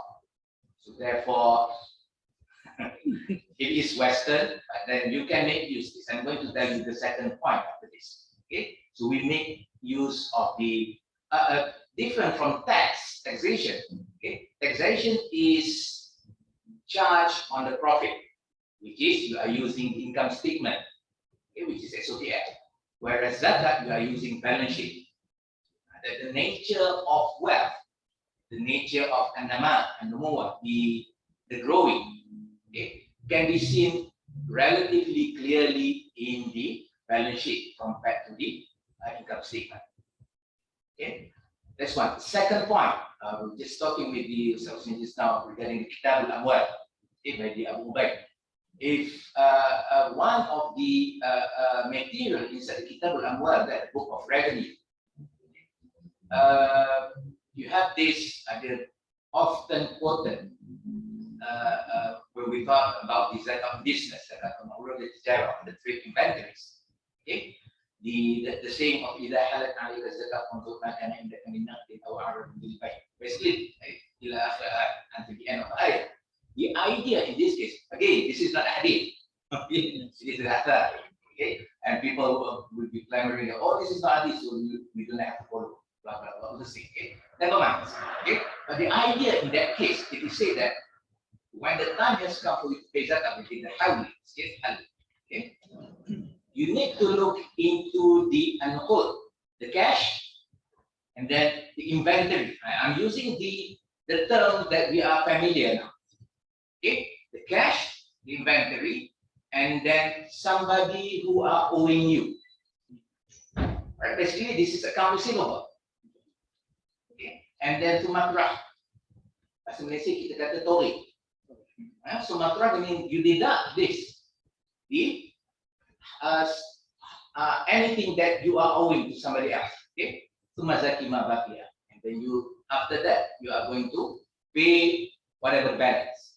Okay, if you look into the item that is stated that cash, inventory, account receivable, account payable, all of this the item inside the balance sheet. And whether it is considered coincident or not, it is the item under current asset and the item under current liability, which is people PPZ, those who counting using the accounting technology, it is just current asset minus current liability. That's the basis. Of course, you need to do some adjustment after that. Okay, but then that is the basis, which is an interesting part. Okay, lama dah dulu orang dah cerita pasal this is the format for financial statement. It has some sort of origin from the Zakat practices. Okay. Secondly, I think I'm just trying to paint a similarity with what we have. We discussed about the approaching a little bit here to the idea of investment. In accounting, okay, I think the term that is orang lama-lama biasa dengar perkataan help to maturity, help for trading. Okay, so the purpose of investment for a company, if you look into the balance sheet, for example, you have, let's say you have share, the company is purchasing share, owning shares. All right, you purchase your share, you are holding the share, what is your intention? That is also an interesting part. For accounting, you need to classify it differently if your niyah is different. And that is interesting, right? If you look into probably we're discussing about the shares, for example, if you are using for trading, the percentage, the zakat rate is going to be different. But if you use for investment, the zakat rate is different. Accounting treat it almost similarly. Okay, you cannot sell the share if you are holding it for investment purposes. willy-nilly. You can check after that, but you need to bring this, meaning classification first need to be there. If not, then Security Commission is going to find you if you do that. So salah, right? So that is an interesting similarity between what is accounting is doing and then what is the term that is accounting student know probably use a fair value over a comprehensive income or fair value over profit and loss. So that is the two. If you look into the balance sheet now, you have this classification. Therefore, you cannot just zakat wise should be different for that particular case. I think if we apply it to individual as well, we need to check on our NIA. Why we are holding this FD, for example, or term deposit or investment, a general investment account. Is it for the purpose of holding for a longer time? Therefore, the thing that is going to be zakat is going to be different. Not just the rate. The thing that needs to be zakat is going to be, is it on principle or is it just on the growth, which is in this case perhaps dividend that you get. Okay, so that is what I think that's my take on this particular issue. Thank you very much, Dr. Zamri. You know, I like this idea because again it connects to economics. We always make a distinction between flow concept and stock concept. So zakat is based on wealth, and wealth is a stock concept, right? So as of this particular time, what is your net worth or net wealth? And so you're paying zakat. That of course minus from your expenditures and so on. And so thank you for bringing that into the picture. And of course, you even talked about this idea of for business entities, how would you treat businesses that hold certain assets, but these assets may be for investment purposes and so on. I mean, I think so far everybody has actually maybe raised more questions than answers, which is wonderful because as a first symposium, I think this is wonderful. We have these new issues that have been raised. I just hope that maybe we can note this down in terms of all the different things that have been brought up, and then we can plan proper discussions maybe.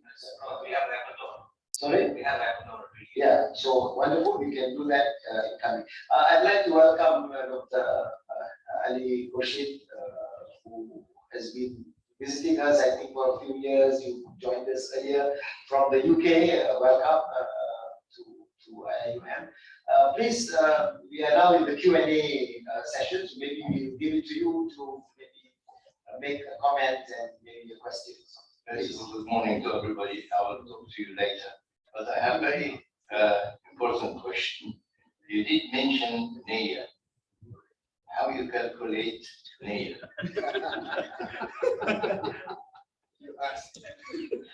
Yes, I believe now, Dr. Zamri. Question. I think I can only relay my personal opinion with regards to the companies in this case. So therefore, I cannot say for the individual in terms of NIA. Right. So yes, for the company, as I said earlier, it is going to be transparent, reported financial statement. Okay. So therefore, when you first purchase, let's say you purchase Bank Islam shares. Okay. So therefore, it happens. You say you're going to report it in. You say you're going to report it in the financial statement. Yes. How? Would you write just NIA? No. So it depends. I'm not being funny, but Yeah. you're talking about figures. Yes. And if you NIA, there's no figures. So how can you translate NIA to figures? Thank you. Yes, well, in the financial statement, it is stated that, not stated in here, but it's stated how do you value. And in this case, the term that is used in the financial statement is fair value over whatever, comprehensive income. Fair value over comprehensive income, this is the purpose is investment. Fair value over P&L, it is for the purpose of trading. So therefore, you say that it is trading, so therefore they need, because it is organization-wise. So that is translated as NEA in this case. So they cannot change willy-nilly. Unlike the human, probably, you can change from one period over another, today, tomorrow, but then the company, you cannot do that. Okay? If you do that, change willy-nilly from one category to another, in case of Malaysia, you are going to be penalized by the Security Commission. You cannot sell if it is earlier on in the time for maturity, for example. Okay? But that's from a company point of perspective. Individual, probably I defer to those who are better. Okay, we apparently, according to Dr. Aslam, we had lots of, or some questions in the one. Okay, so maybe we'll hear from our online question, and this panelist may take note of this. Yes, Prof. This one from Zoom, from Dr. Wan Surbash. She asked about the recent withdrawal, the EPF, that they did for basic need, which is 10K. So regarding that, she's asking whether we need to pay Zakat or not. Is it immediately after the withdrawal or later? This is what she wants to know. Okay, well, the question on the recent withdrawal, although I'm not sure whether there was anything about basic need, 10,000 you can withdraw. Whether the reason is for basic needs or to go on holiday, I don't think they check that. Okay. So, yeah, so maybe the NIA as well. When we come about the NIA, just want to quote from our past experience. When we talk about the NIA, basically when the recipient, not all, but not in general, not to be in a generic term. Some of them, when we ask them about the NIA, they ask us that, how are we going to determine our NIA? Can you please determine for us our own NIA? So that's also the main problem that we are facing, because the individuals, they are only following the fatwa and also following their the terms and conditions for them to pay zakat. But okay, regarding the question for the withdrawal of 10,000, if it is for the basic needs, because recently when we withdraw the EPF, from my personal experience, I withdraw that 10K. Okay, so they will ask. There are a series of questions. What the intention of withdrawal? Of you withdrawing money. So if it's for the personal need, if the person are really in need of the money, then zakat will not be subjected to the withdrawal. But if only the withdrawal is being utilized for any other means, to put into savings, to put into investment, then only we got that money as zakat. I think we may be playing with words, but Ustaz Husni used the word the intention, but I think maybe it's purpose. English would say purpose. Yeah? So intention, I think, is much more difficult to know, but purpose is very go for this or that. Yeah? Okay, so we are now basically in Q&A, and we open up for questions. We'll go with Mustafa and the Prof.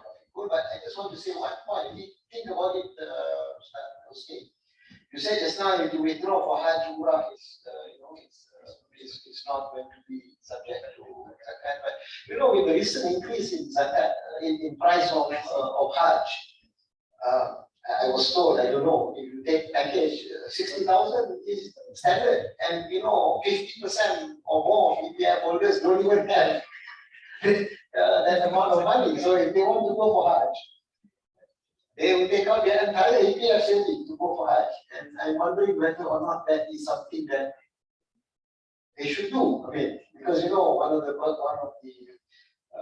pillars of Hajj is you have to have sufficient income. But if your EPF is 50,000 and the Hajj costs 60,000, should you go for Hajj? I mean, many people in Malaysia don't have more than 50,000 in their EPF account. But today, a package for Hajj costs 60,000, one of the lowest package, not the Muassasa one. So, those who are capable, very clear answer. Yeah, and then I can just make it a bit more interesting by saying that, remember we had a talk in this very hall. You can actually take a financing facility from Islamic Bank to go for Umrah and to go for Hajj. So you have EPF, you take it all out, no, keep it, but then take a Financing facility. Okay, so yes. Yeah, I just want to make some few clarification on what our problem raised. And I agree with you. I think it's a question of terminology because in most of our books, the place of the niyyah is the heart. If I'm going to the mosque, I mean, logically, I'm going to pray both. Although some people, they want to bring their niyyah in the sky, from the sky when they're in the mosque, Nawahi to Nawahi, but the fact that you're going to the mosque already, I mean, is a niyyah. I think the other big issue is we have in the Maliki school, they have a fiqh magazine which says al-umur bimaqasiduha. That when you look at certain action, you can determine the motive of that person. And we have a lot in the time of Sahaba. I don't know to give those stories. There's a lot on that.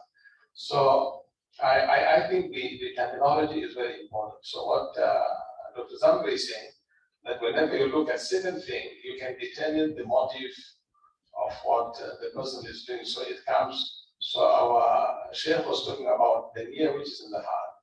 And maybe Dr. Zamir and other scholars are talking about the motive which can be identified when you see certain action or things. Yes, Prof. Rafiqul. Thank you very much, Professor. Firstly, I would like to thank all the speakers, and I'm glad that I have attended the session. Thank you for organizing this. It's on the screen now. Yeah, I'm attending both, so we have to give attendance twice.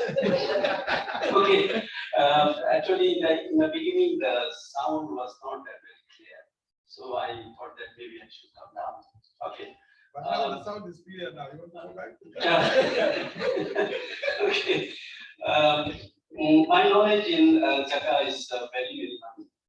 So I have two questions. I believe that is very fundamental in nature, just for getting clarified. Firstly, that sometimes students ask for help because they cannot pay fees or these kinds of things. You all know.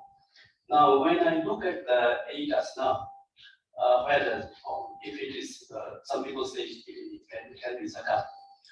So it's a fakir, masakin, or paying to the peace who are in the way of Allah. So my question is that when we pay to this student who may not be in the category of quote unquote fakir and masakin, as I mean their parents, their family. So so if it is, should it be zakah or should it be sadaqah? So that's my first question. Second question is that we know that zakah we have to pay when there is a surplus money at the end of the year.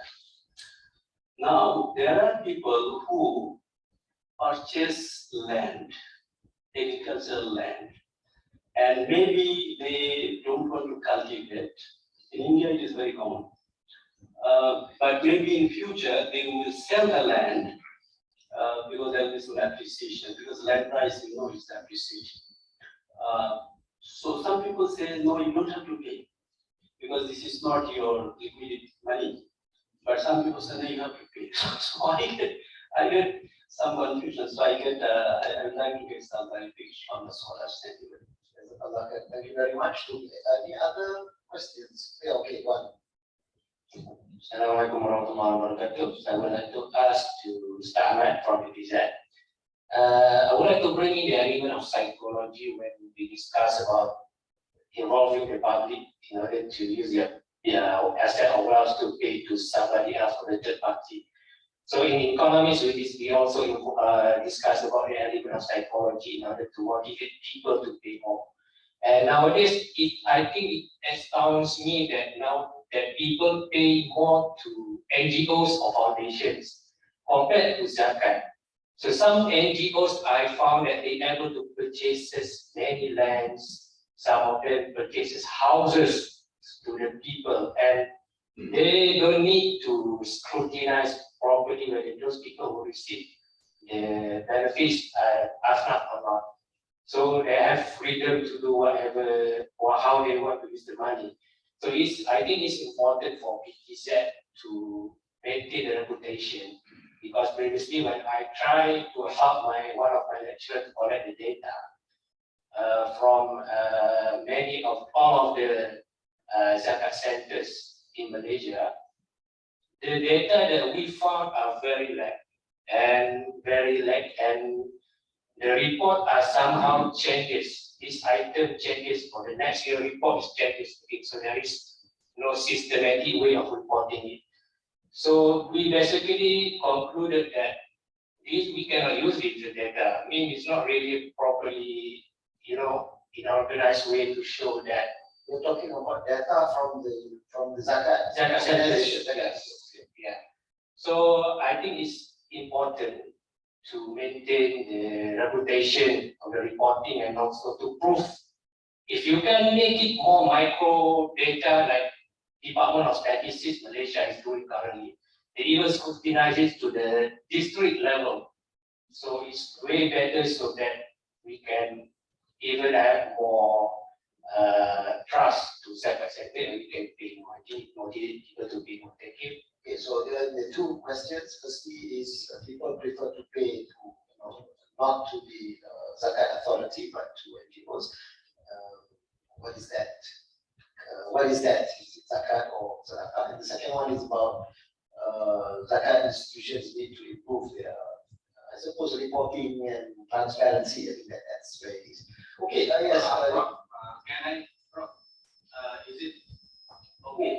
No, it's me. Can I use the opportunity to just ask one question? Okay, we will have you as well as. Yes. Just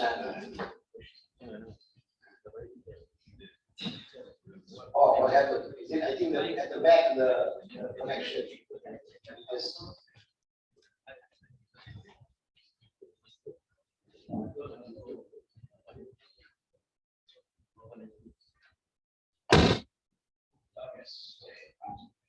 Just a little question about the cap for the gold. I know you balance the gold between 9 carat, 11 carat, 15 carat, and we come to 22, which is preferred assessment. What about the price of the gold keep going up and down every day? We watch it on the television. So what day of the year, or how do you calculate to say, well, look, I've got X amount, X value. The other point you might mention, but I missed to hear it, that for the ladies who have jewelry, if she wear the jewelry even once a year, she doesn't have to pay zakat. I don't know whether you mentioned that before. I Thank you. Yes, Dr. Islam. Yes. Thank you, bro. My question to Ustaz Husni or Dr. Kapoor, Noor Mala Noor. All right. So this is actually basically regarding the fixed deposit, Zakat on fixed deposit. We were discussing in the classroom. So what I see, actually there are two ways of doing it, but the second way is something new to me. The first one is actually, okay, you calculate 2.5%. Let's say I have 20,000. You will have the SNB and other kind of fixed deposits. I have 20,000, then I pay 500, which is 2.5. All right. Then I read this article written by Azhari scholar with regard to Mal al-Istismar, which is actually investment fund. And he said that you can pay 10% from the profit. And he wants to bring the qiyas, which is actually the payment. I mean, you pay the zakat in agriculture. Usually you pay, because in agriculture, the land is fixed. And you take the profit, and from the profit you pay only 10%. And that one problem will be the first way, because when you pay 500, which is 2.5, your fixed deposit is going to reduce every single year.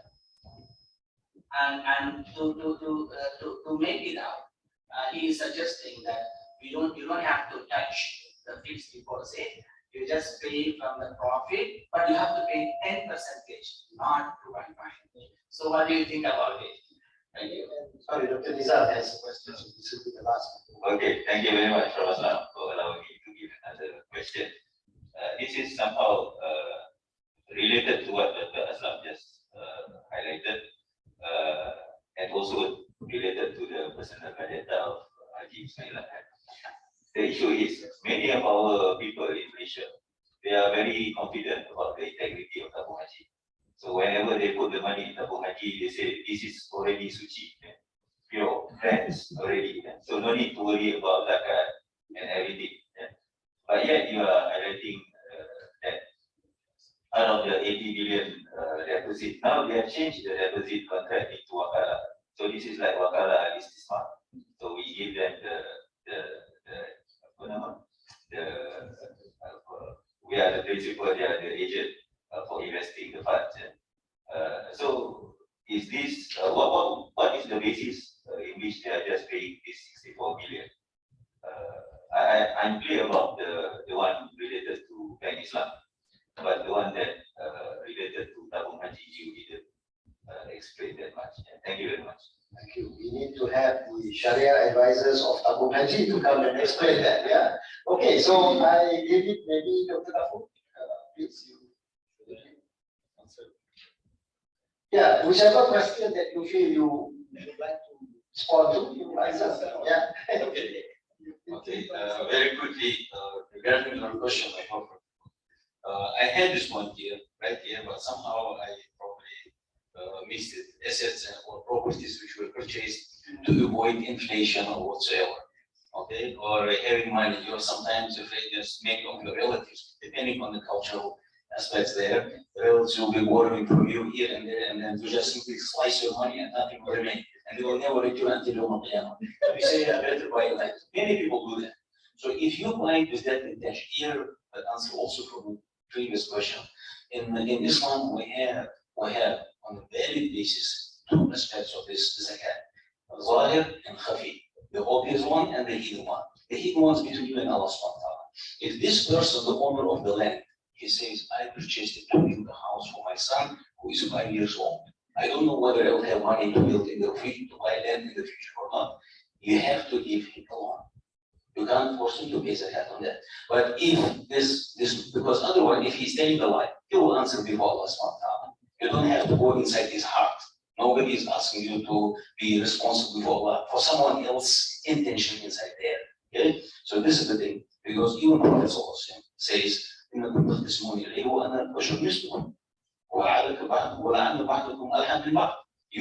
come with your quarrels and disputes to me, and I listen to you. I'm just a human being like you. Some of you might be more, how to say, creative in terms of convincing me, even though you are wrong before Allah subhanahu wa ta'ala. You will answer before Allah subhanahu wa ta'ala. I just want to continue with one hadith. So certain areas, the gray areas, you have to leave alone people. But if it is across the board, and people do that for the sake of investment, and everybody knows it, it became like proof. Then probably, as we said, as mentioned by Chair Mustafa, will take the opinion of my school that they should be somehow brought to the serious responsibility for that. But on individual basis, you cannot interfere. Okay, this is one thing. Now, when it comes to gold that you mentioned and the price that is going up, I refer to the gold that you keep as gold. Okay, if the gold is meant to be kept as it is, be it powder or whatever, until it reaches 85 grams, you don't have to pay zakat even after one year. But what happens? And if you have money on account and you have around 50 grams of gold, which is meant for sale, in this case, you look at the market price, average market price of that gold that you have, which is meant for sale, the money that you have on your account, the money, even small money in your pocket, whatever you group together, you take 2.5% out of it and you pay. But if the gold is meant to be kept as it is, not for the sale, just as gold, until the gold itself reaches 85, it is not zakatable. The same thing goes for silver. And the best opinion among the scholars, you don't have to even group together silver and gold. If silver reaches 595 grams, you pay. If not, you leave it alone. But if both of them are meant for sale, I mean, you're making business out of it, then you calculate it as road tijara or merchandise. Price. That's what I mentioned. Yeah. What price? Yeah. The price, average market price. Average. Yes, average market price. Because the gold which he has is meant for sale. If it is meant to be kept as it is, just unless it reaches 85 times, you don't have to pay. And the jewelry that the woman wears, long debate is there in the 50 books. Majority said that even if it goes beyond this, which is 85 grand, if it is for wearing purpose, doesn't have to be. But honestly, sometimes we find in the opinion of minority is much stronger in terms of argument than the opinion of majority. We do have certain examples. Even in Muamalat, we have issue of Urban, for example, even though the opinion of Hanbalis is across the board practice today in Islamic finance. Now, the best opinion is if it reaches up, even she's wearing, it is for wearing purpose or not, the zakat must be paid out of it. Of course, we're not going to cut a piece of the necklace, it's going to be so well. You evaluate it in terms of the local currency and you pay zakat out of it. And the issue of whether she wears it once a year or not, it's just simply, is it for wearing purpose or not? Because if she's living somewhere in a very remote area in company, she doesn't have time even to wear it, no occasions, constantly busy with the kids. You're not going to punish her to pay zakat only because she wears it once. Sharia is much generous than that. So if she says this is for wearing purpose and it's less than nisab, we just leave her alone. That's the best approach out of the different opinions of scholars. All right. I think Dr. Ghaffur leave me the rest question for me to answer. It's so. Okay, I will answer accordingly. The first question, the student who asked for help in terms of education and whatnot. We first evaluate the student. If the father and mother earns 20,000 per month, we do not help. Okay. If the students are really in need and falls under, also the father and mother falls under the fakir scheme, we can give the zakat to the student as fisabilillah or under the fakir scheme. But we do evaluate each and every student's situation, okay, before we hand over the zakat. And I do have some numbers of students from UIA who I personally help them and also obtain their PhD. Paying their fees and whatnot until they obtain their PhD, alhamdulillah. But just please pray for my PhD as well. I mean, okay, for the sake of the land, which is not calculated. I agree with what before but it is up to the intention. If the land is intended to or purpose of keeping the land is for investment, then zakat will be imposed. Zakat will be imposed how? Relating to the origin price of the land each and every year.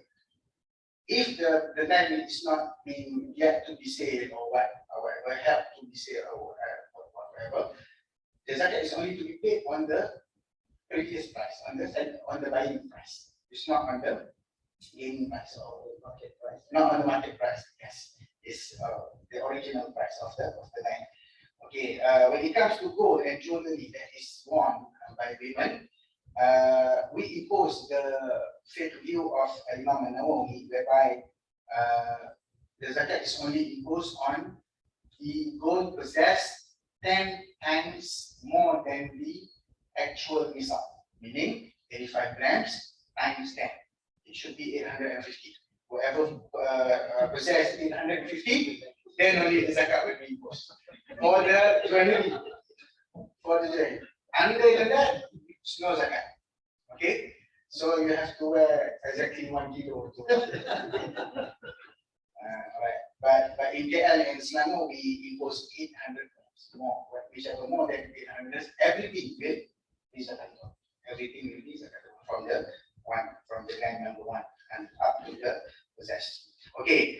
Question regarding the people or the community love to pay zakat to third party, pay to the NGOs because of their viewing zakat on their emotional part.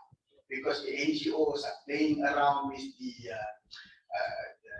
iklan and whatnot, giving to the poor and nangis and whatnot. So people have the tendency to believe what the NGOs, and you don't know what the NGOs do behind you.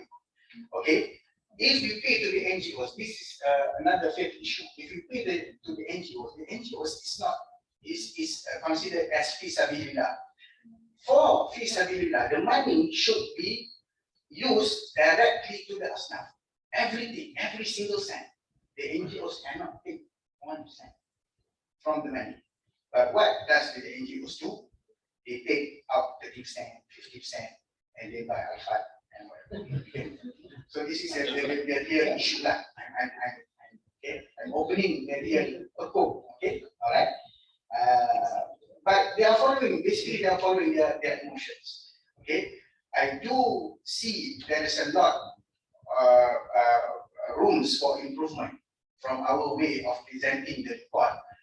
As you can see, if you come to us, okay, I think you come to the you go to Maui and whatnot. If you come to the we definitely help you until you graduate, inshallah. Okay.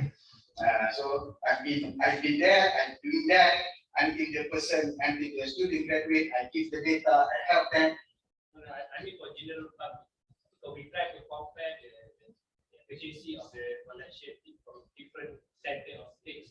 Zakat states to United States. So I think for general public, yeah, I do agree. Like I said in the first comment, there's a lot of room for improvement that we have to do. Transparency, the way of reporting. But for us in BPZ, we also collect data from all other states. So if there is any help that you want to just our doors is nearly open for you. Okay, Zakat on fixed deposit and term deposit. I would like to cut this to from one of the Shafi'i point of view. Whichever Zakat is more and beneficial to the recipient, we will calculate it that way. If we calculate 2.5% out of the term deposit is more than the 10%, we will calculate 2.5%, which is more beneficial to the recipient. Okay, that is one of the Shafi'i's point of view. The integrity of tabung haji, you have to ask tabung haji for them. Because until now, up until today, we don't have any information regarding how they are calculating their zakat. They don't reveal the information to us. Okay, but there is one or two discussion being made and also future discussion coming. The near future discussion coming. We are intending to do the discussion before Raya. After Raya, we went to the open house. Not until now, until today, it is still pending, and we will inshallah discuss this further. And from my personal research, when I did the research before, one of the lecturers asked me, do tabung haji need to order all zakat? I said no, I not need to order, but they have to incorporate the 80 million into the calculation. The 80 million, if you do it into the business and you pay only 64 million zakat, billion, 80 billion being utilized as for the intention of investment, and yet you pay zakat only 64 million, the business is going. I can say that this is not a good business because of zakat is so small. Okay, but I don't know. This is my personal point of view. Not wearing the BPZ hat, my hat, okay, my personal hat. So basically, we have to really go deeper and discuss with the tabung haji personnel for them to explain what are their form and their way of calculating zakat. Because each and every deposit does ask us, BPZ, where is our receipt? You say that tabung haji deduct the zakat. I want the receipt. So how? They are not resembling each and every individual's zakat. Okay, when they pay to us, let's say they pay 10 million. Okay, when they pay 10 million, we don't know how much is yours, how much is this, how much is how much is we don't know. So that comes, we do need further investigation and also discussion. Thank you. Dr. Zambi, your answers to any, and maybe even your closing remark, 1 or 2 minutes, please. Just a question that is to the data. I think as I mentioned earlier on that for the we are doing UI as well, doing with some the and other travel for the purpose of reporting. So therefore, hopefully, well, now is still the standard accounting standard is still on developing various stages. Starting last year, the report is coming out. The standard 4 stages. So hopefully, what another 2 or 3 years time, and it's going to be fully done. A bit better. We know that the data is always there. When we do the collection of data for all, but it's like it is a problem. So that's the reason also why we are doing this. Excuse me, can I ask a short question? That's possible. Okay, maybe just very, very short here. Yeah, just that zakat is best if it's given to the Islam directly, like because you know exactly where you're paying it. Nowadays, there's so many NGOs, for example, they're helping the children in Yemen, Palestinian refugees, stuff like that, Rohingyans. So how do we know if we're giving zakat? Can we give zakat to them, or it's best to pay it to the locals and not give? Maybe I think Ustaz has already mentioned it. His view is you don't know, right? And you have to check and at the end of the day, and also I think legally speaking, this is not considered zakat in country. Because in Malaysia, for example, anything that doesn't go to the Majlis Ulama is not considered zakat. But in terms of your own individual, you may say it's zakat, but legally it will be just considered to be a sadaqah or something. Right? But how to make sure that these agencies are legitimate? You have to do your own, checking up, and you have to be confident that they are doing something which is worthwhile. Yes, Dr. your 2 points. Very quickly. We should not be biased with some rumors here and there. We're living in a relevantly good Muslim country. People talk a lot. Rumors are here and there. Where there is nothing tangible, for example, and then al-asl al-bara, the principle that there is nothing of that kind, nothing of that corruption or whatsoever. This is one thing. And if you do have something really, the examples, people inside there who really give you, evidence or there are strong arguments for that, then we'll go back to another hadith, lean for what is doubtful and take what is not doubtful. Then you will do it on your personal basis. That's what I would say. Jazakallah khair. Thank you everyone for giving your views. We've taken 2 quarter hours, I think, having discussion. And I'm happy to say that I think really this just opens up the need for more symposiums or workshops or whatever you want to call it on very specific issues. If I can just give something from economics point of view, just looking at the data, I think maybe 3 years ago, I think the zakat collection in Malaysia was probably less than 1% of your government expenditure, right? And therefore, 2-point-something billion or something in Malaysia, whereas in terms of government expenditure, it's close to 300 billion. So, at least from an economic point of view, I think what we get from this figure is the use of zakat needs, and it also needs to go to the asnaf, and therefore it plays a more specific role in the economy.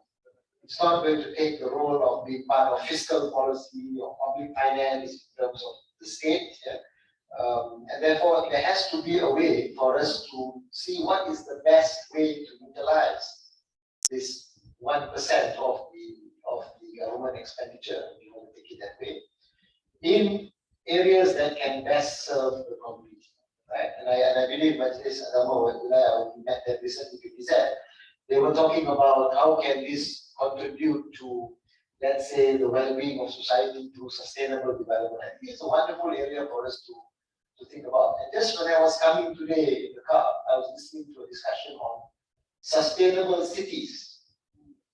And I'm just thinking, when I was Kuala, of course, it's all city, right? I don't think there's any non-city in Kuala Lumpur.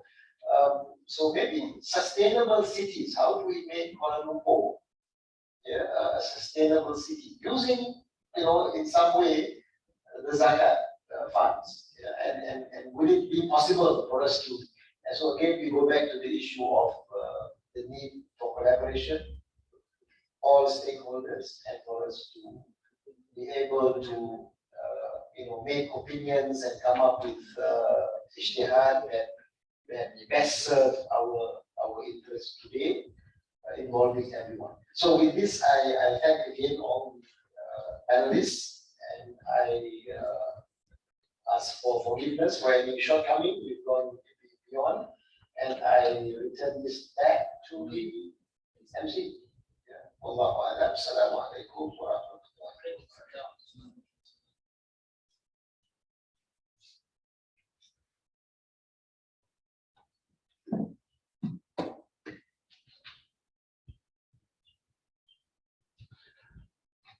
That was a fruitful session. I'm sure that the participants have lots of questions. And with the exposition and the expounding by the speakers and the panelists and the moderator, I'm sure that we have more understanding about the issues regarding Zakat and contemporary economy. I invite Associate Professor Mustafa Omar Muhammad, Director, Center of Islamic Economics, KENMS, IIUM, to wrap up the discussion today and provide us the future direction for this discussion so we may go further in the future. Please welcome. Bismillahirrahmanirrahim. Thank you very much, our MC. And I would like to begin by thanking our moderator, Prof. Aslam, and all the distinguished panel speakers, and also our Dean for the opening remark. And above all, special thank goes to Dr. Aslam Jr. and the team for the good work they have done. Please keep it up. Thank you very much. Just gathering from what everybody has spoken and the issues raised, I just have around 5 to 6 areas of future research, in addition to what already the IIUM group is taking with BIMB, which is headed by Dr. Muhammad Izam. One area which is very important based on the discussion is the idea of the potential of Zakat in relation to fixed asset and current asset. We have seen that today, and this has been debated also by economists. Many people own certain fixed assets like houses, cars, etc. But again, the issue of intention comes. Do we have them for our personal use, or they're kept for investment? And so maybe there has to be a kind of a general national guideline or Zakat guideline to help the public, knowing that, because there's a lot of potential of Zakat that's been lost if we don't see. Like the issue of jewelries now, which is mentioned. According to views of many other scholars, if you own jewelries beyond the normal, needs of the individuals, then it is zakatable. And today we see sometimes some ladies, the jewelries is just like, more than beyond the normal. Is it fixed or it's something? So there's something we have to look at. The other area which is very important, which was mentioned also by Prof. Akram, about the multidimensional aspect of Zakat, particularly when we focus on the moral, ethical, and spiritual aspect. We know before Zakat was made compulsory, the Prophet ﷺ tried to prepare the Sahaba, the companions, in terms of their character, in terms of the giving behavior, the shared prosperity, looking at how Zakat can be a tazkiyah. And I'm sure many of our public today who give Zakat, that motivation to look at those, those moral, ethical, and spiritual aspects is still lacking. So we need really to improve on that so that they reach the level that the Sahaba call it ithar. You don't need to tell them that they move forward to give Zakat because it is for their, what do you call it, spiritual upliftment.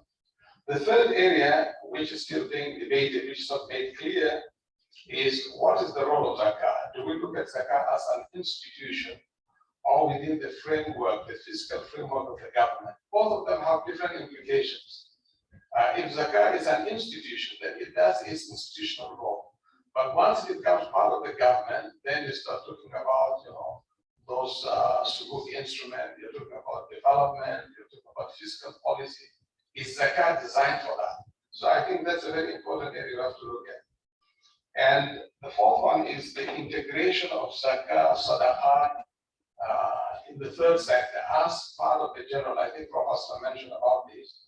I think not a lot has been done, and particularly the issue of data has now come. The integrated database, the blockchain, the fintech.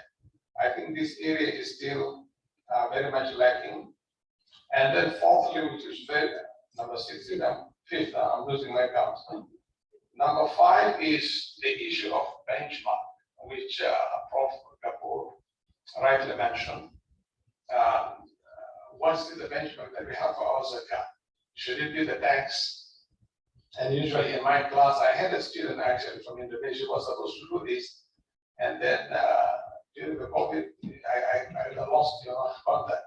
Because we're looking at the work of Shaybani, how we can help her to develop this benchmark. So this is an area where we could look at.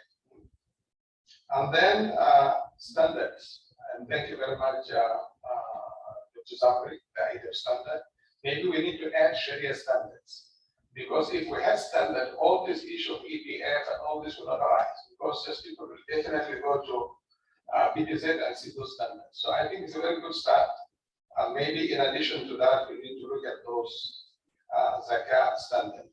And finally, which is also at the heart of UAA, Zakat and SDG.